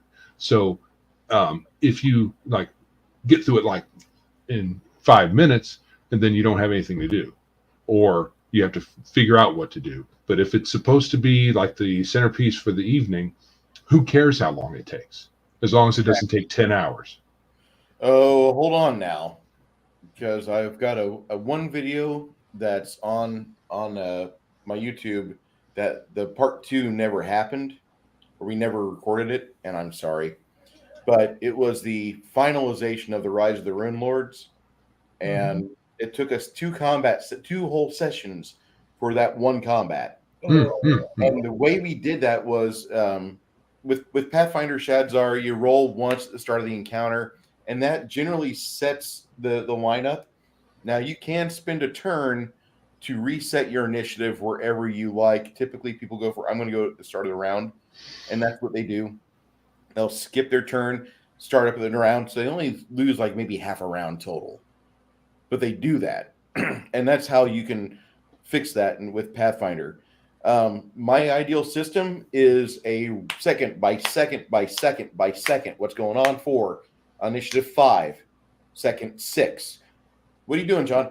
Every second from here to there, I've measured out 11 inches. So from here to second 17, I am walking over here. Okay, 7, move. 8, move. 9, move. 10. Timmy, oh, you're charging your Rottweiler into battle. Okay. He's moving. You're moving. This wizard casts sleep on you two. No save. You die. And sorry, kids. And that's the ideal session because you've just ended your game. No, my bad. Well, the speed question is interesting because I've always liked the idea of fast combat, but I get what Joe's saying. You want to savor. I mean, there's nothing worse in my mind when you come to the penultimate encounter and it ends like that. I have a battle with Terra. I remember we had my group fight the Terrask in 3rd edition, 20th level characters, and the whole adventure was basically 2 scenes. One was a minor combat, while one was fighting the Terrask, and it was 5 hours of a combat. And that's when it first crossed my mind. Maybe the 3rd edition engine is a little too heavy. Yeah. But I think about this time at the table question, and I love minis. Even from day one, when I was 12 years old, 13 years old, playing D&D, I wanted minis. Did we really use them? No. I just set them out because they were cool looking. We did a lot of theater of the mind. And then I did that for years, right, Joe? We did a little bit of movement. We didn't even use maps. They were for more representation than positioning and all that. Yeah, and I might scratch on a piece of paper. Well, it's kind of like the hills over here, and there's this building. Okay, we got it. And then we come to 2nd edition, and I was older then, and I started enjoying miniatures, and I started using them at the table a little bit. And then 3rd edition came, and I thought it was perfection because I got to use my minis. I got to use square maps. These things are awesome. I'll talk about those in a second. And then it became a game of a chess piece, and I loved that for a few years. Then it got tiresome. And I was like, how can I speed this up? Because I was drawing all these maps out. And I remember running Rise of the Rune Lords, and it was the 4th adventure where they're in this deep dungeon where the stone giants are. And I remember, I don't know if you recall this, Joe was playing it. I had created a pre-drew this map and covered it with paper. It was bigger than my table. It was big as my table. And so I was removing pieces of paper as they explored the dungeon. And at the end, I was like, man, that was a lot of work. And that's what a mapper would solve that. Oh, but then you could have the fun of making us get lost. Yeah. He would be saying he was a mapper, and the caller, who's somebody else, because mapper and caller were 2 roles that the original old D&D had. Yeah. They have a good use. It'd be nice to reinvigorate that in some way. Maybe. I'm not sure how much I would enjoy that, because then I got to, when you get the questions like, did you say 30 feet to the west? I'm not sure that makes sense, and blah, blah, blah. You like screwing over the party. You'd like that. I would enjoy screwing it over. I'm not sure you would enjoy it in the long run. And then I have moved now to what I think is my favorite way to handle the time and all these things. I have my minis. I use these magnetic boards that connect here on the edges, and I can show, and Joe's seen me do it. I'll draw a scene on a couple of these, and I can remove it from the board. And if I have scenes that are random encounters, I may not draw much. I may just say this is happening, and we do it theater of the mind. So anyway, that's how I handle it. And to me, mixing it up, theater of the mind and minis both. Yeah. Hold on. I don't know if Crack can hear me. He said he's a bit behind. So yeah, The Blight is one of the other books they have, and I think they have Rapanathuk, and they have the slumbering. They have Northland Adventures. Yeah, Northlands. Yeah, that's right. But yeah, I don't know if you can get these. I kickstarted on Game Night Life, but these are fabulous. I got like 12 of them, and they work pretty good. They really do, and I can carry them around. They work better than the foldable ones because they really stack and then they lock together magnetically. They're good. And if you look close, though, you can see that there's. So I've erased and erased and erased. And that's their bad. They're bad. Yeah, they're not good. Their erasing part doesn't erase very well. On some maps, it's great. On some pieces, it's great. On others, as you can see, that's erased. That's poop. Yeah. There's a couple different mapping aids you can use. I would actually check out Gaming Paper if I were you guys. Mm-hmm. Yeah, I've heard of them. Mm-hmm. Gaming Paper puts out some really high quality products. A lot of their stuff, they sell these packets where like one's the sewers. They have another one that is a giant underground dungeon, and their maps have they have their sewers. On the other side, they have details on the sewers where like you'll see like the ivy, the things. In the dungeon, you'll have like just a basic layout, but on this flip side, they've added furniture, so you actually have toilets in a dungeon. Or a jail with toilets. And so you have these various things, and all of their dungeon stuff, they have one side which has just got the landscape and the basic layout of the room. And the flip side, they have the information that a creative GM will throw flavor text in if need be. Not flavor text where Blaine's eyes roll up and he's like, oh dear God, he's reading the fucking box text from text. Yeah. I love box text, but that's just me. I like reading it to myself. I don't like reading it to my players. There's a jigsaw-like mapping tool. I'll go get that real quick. Yes, Cal, a good mix of game visual aids, minis, and maps, 100%. And theater of the mind. You don't have to pick. You can do both. You can. And, I like that. Now, one thing I was enamored of for a few minutes, because we were talking 13th Age the last 75 episodes. I was enamored of narrative. We used this some in Pathfinder. Some of the DMs did. We were like, I'm going to narrate this next scene. And that's okay. But honestly, after a while, it just feels a little cheap. It's Randy telling you a story. Yeah. And that's not very great. Right. But we ran out of time back then. Oh, yes. Those are cool. I'm almost plumped down the cash for that. Oh, they connect too? Those dragon tiles. Yeah, I've seen those. Yeah. It was a paper packet. No. Nice. These connect. Make it as big or as little as you want. Are those, can you still purchase those? I believe so. And do they erase well? Yes. Okay. I use these through all of my Rapanathuk. Are those vinyl? They feel like vinyl. Some kind of plasticky stuff. It's not paper. No. Or cardboard or anything like that. It's like it is a press board. My bad. Okay. These have a nice soft finish. They're a little bit bent. Oh, it looks like it's shiny. Looks like you can see a shine on it. Yeah. It's got a good shine on it. Yeah, they're a very hard press board. Let me see if.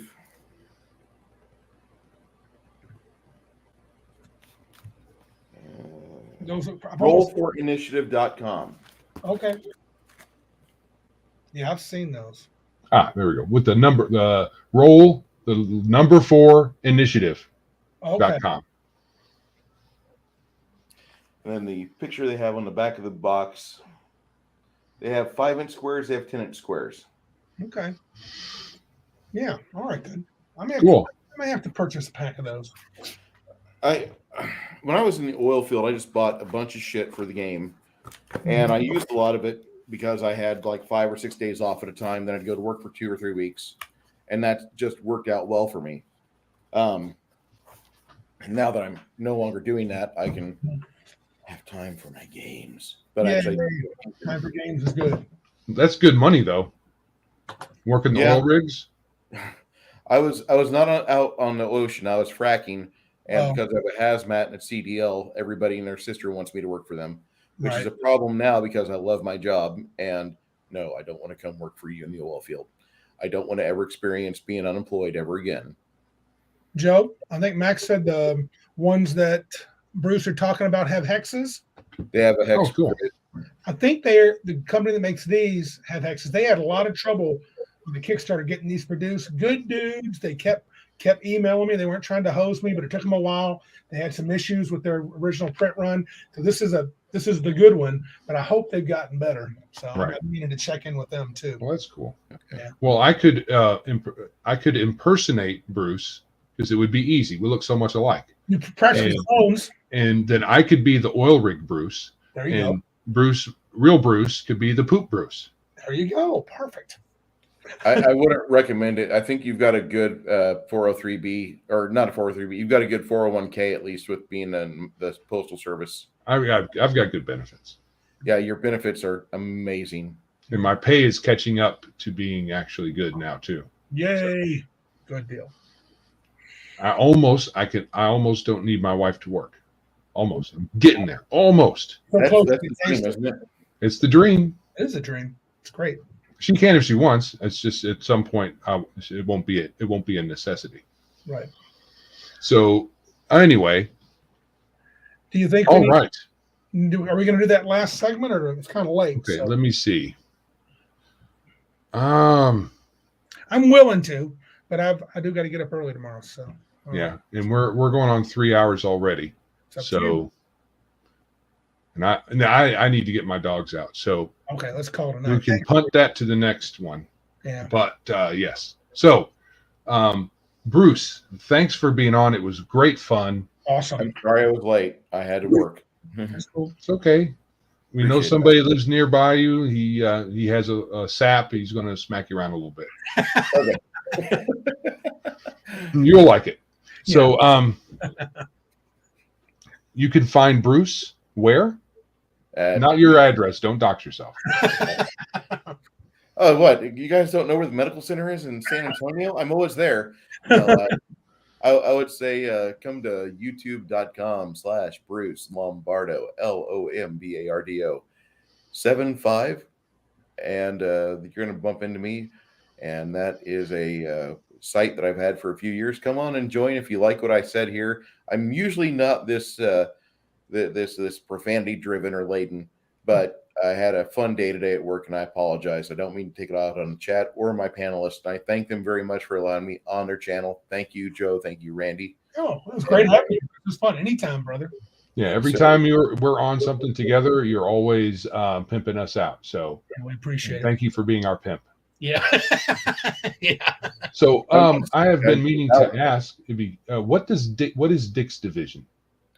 There's a guy that is here in San Antonio that's a member of the anti-mainstream entertainment media that we all critique. He's one of our friends' comics division, and for a while there, he was just comics division. And then one day we were on a chat listening to him and some others talk. He's like, I need to get my subordinates, Dick's division. I need to get them marshaled out there. And me and about 7 other guys said, hell yeah, So we've done that, and there's been a few meets, there's been a few hangouts and such. But Dick's division is it's a funny name we put on our YouTube handle because we're solidarity, and we just really enjoy each other's company. We dog on the Kathleen Kennedys. I'm not going to give anybody from Star Wars any money right now while they've got the mouse funding every endeavor, because everything they've done with Boba Fett that I've seen and heard, and I'm not watching the show, but everybody, as soon as the show drops, a half hour later, look, there's a live stream. They're going to do a panel review. And so you can skip the show and not pay into it, but you can hear people bitch about it. And then you laugh to yourself as you extended or expanded universe books, and you're like, I love you, I love you, and now these guys are saying, well, you know Timothy Zahn's writing for Disney Star Wars, and that's not the Timothy Zahn I know. Timothy Zahn is broke, and he likes West End Games Star Wars, and he really enjoys Star Wars. This new thing doesn't enjoy Star Wars. It's not any love for the old franchise. Do you think this old fat fuck that they got as Boba Fett is Boba Fett? No. Boba Fett's in the middle of the Sarlacc pit waiting for Dengar to come rescue his ass. That's where Boba Fett is. And anybody that tries to argue this, I disregard. Oh, well, it's on a book of Boba Fett. I don't care. I haven't cared about Disney, and I don't give them any mind room to rent. It's all phony. I have things to worry about. I have my figs. I've got a girlfriend. I've got things going on. I don't need to worry about whatever Dungeons and Dragons is doing. Oh, you're putting out Strixhaven for baristas. Because I'm sure the Starbucks employee market has widely been untapped up until now. Sure. I'm sure they can buy every fucking hardcover you've splatted out there. And Splat for 5e has been worse than any other edition I've seen. The official Splat, the official hardcovers for 5e, I want to count them. What's got more? 3.5? 4? 3.5 had to have a lot more. I say second edition had more. Well, 5e had a long time where they hardly had anything besides the core books and the website. So I haven't kept track, so I really don't know. When you said worse, I just thought you meant poor quality. Now, it's high production values, but the content is kind of poor. Number of books? I was thinking you were saying number of books. The number of books that they've put out for 5e is pretty horrible. I never saw a cookbook in 3rd edition. In third edition, I did see a book of erotic fantasy in the third-party market, but I didn't ever buy that book. But don't forget, 5e is a lifestyle. They've we're living massaged it into something different, and you're not going to have somebody that's a diehard. Okay, I'm going to use Shadzar as my prop because let's hold up Shadzar. Shadzar, are you going to ever buy a 5th edition product so you can play this game with your new friends? And he would scream, cuss, and have spittle flying out of his mouth. Fuck no, I wouldn't. And that's the majority of people that played second ed. You have a minority of them that said, well, yeah, 5e is not bad. But you don't have people out there that are willingly saying, yeah, 5e reminds me of second E. They do in theory, but second edition had intellectual property where you had Dark Sun and Planescape and Ravenloft, and now it's just Dungeons and Dragons. There is no Dragonlance setting for 5e. There is no diehard Forgotten Realms setting. They have Dungeons and Dragons. You can take your Greyhawk St. Cuthbert walking around Toril, and it's just whatever it could be. That's a Gearforged character, or that's a Kitsune in a non-Oriental setting. Go ahead. It's 5e, guys. It's 5e. It's magic. Everybody can do everything, and everybody is in everybody's butt. Right. Yes. Yeah, you're all homogenous, and there's no differences between you. Elves and dwarves having butt sex and harmony in public. It's just whatever. It is like we are trying to piss on Tolkien's legacy as hard as we can with 5e. 6th edition, I don't want to be alive when 6th edition comes out. I don't. A few years away. I hope. Yeah. Alive. What you think? You think there's going to be some old school mogul like pundit that's going to come out and be like, I will spend my millions on 6th edition D&D, and I will take back the brand and bring everyone under one roof. That's a lost cause.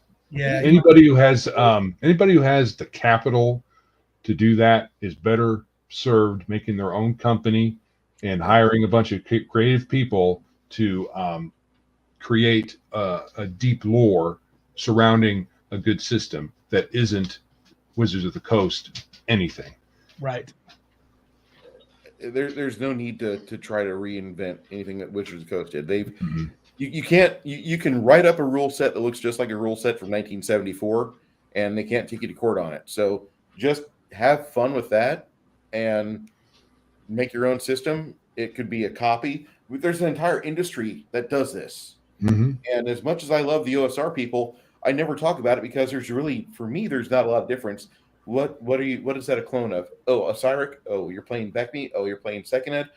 Fine. And in my head, I can tabulate the values. Okay, here's how many experience points I need to level up to as whatever this, and that's fine.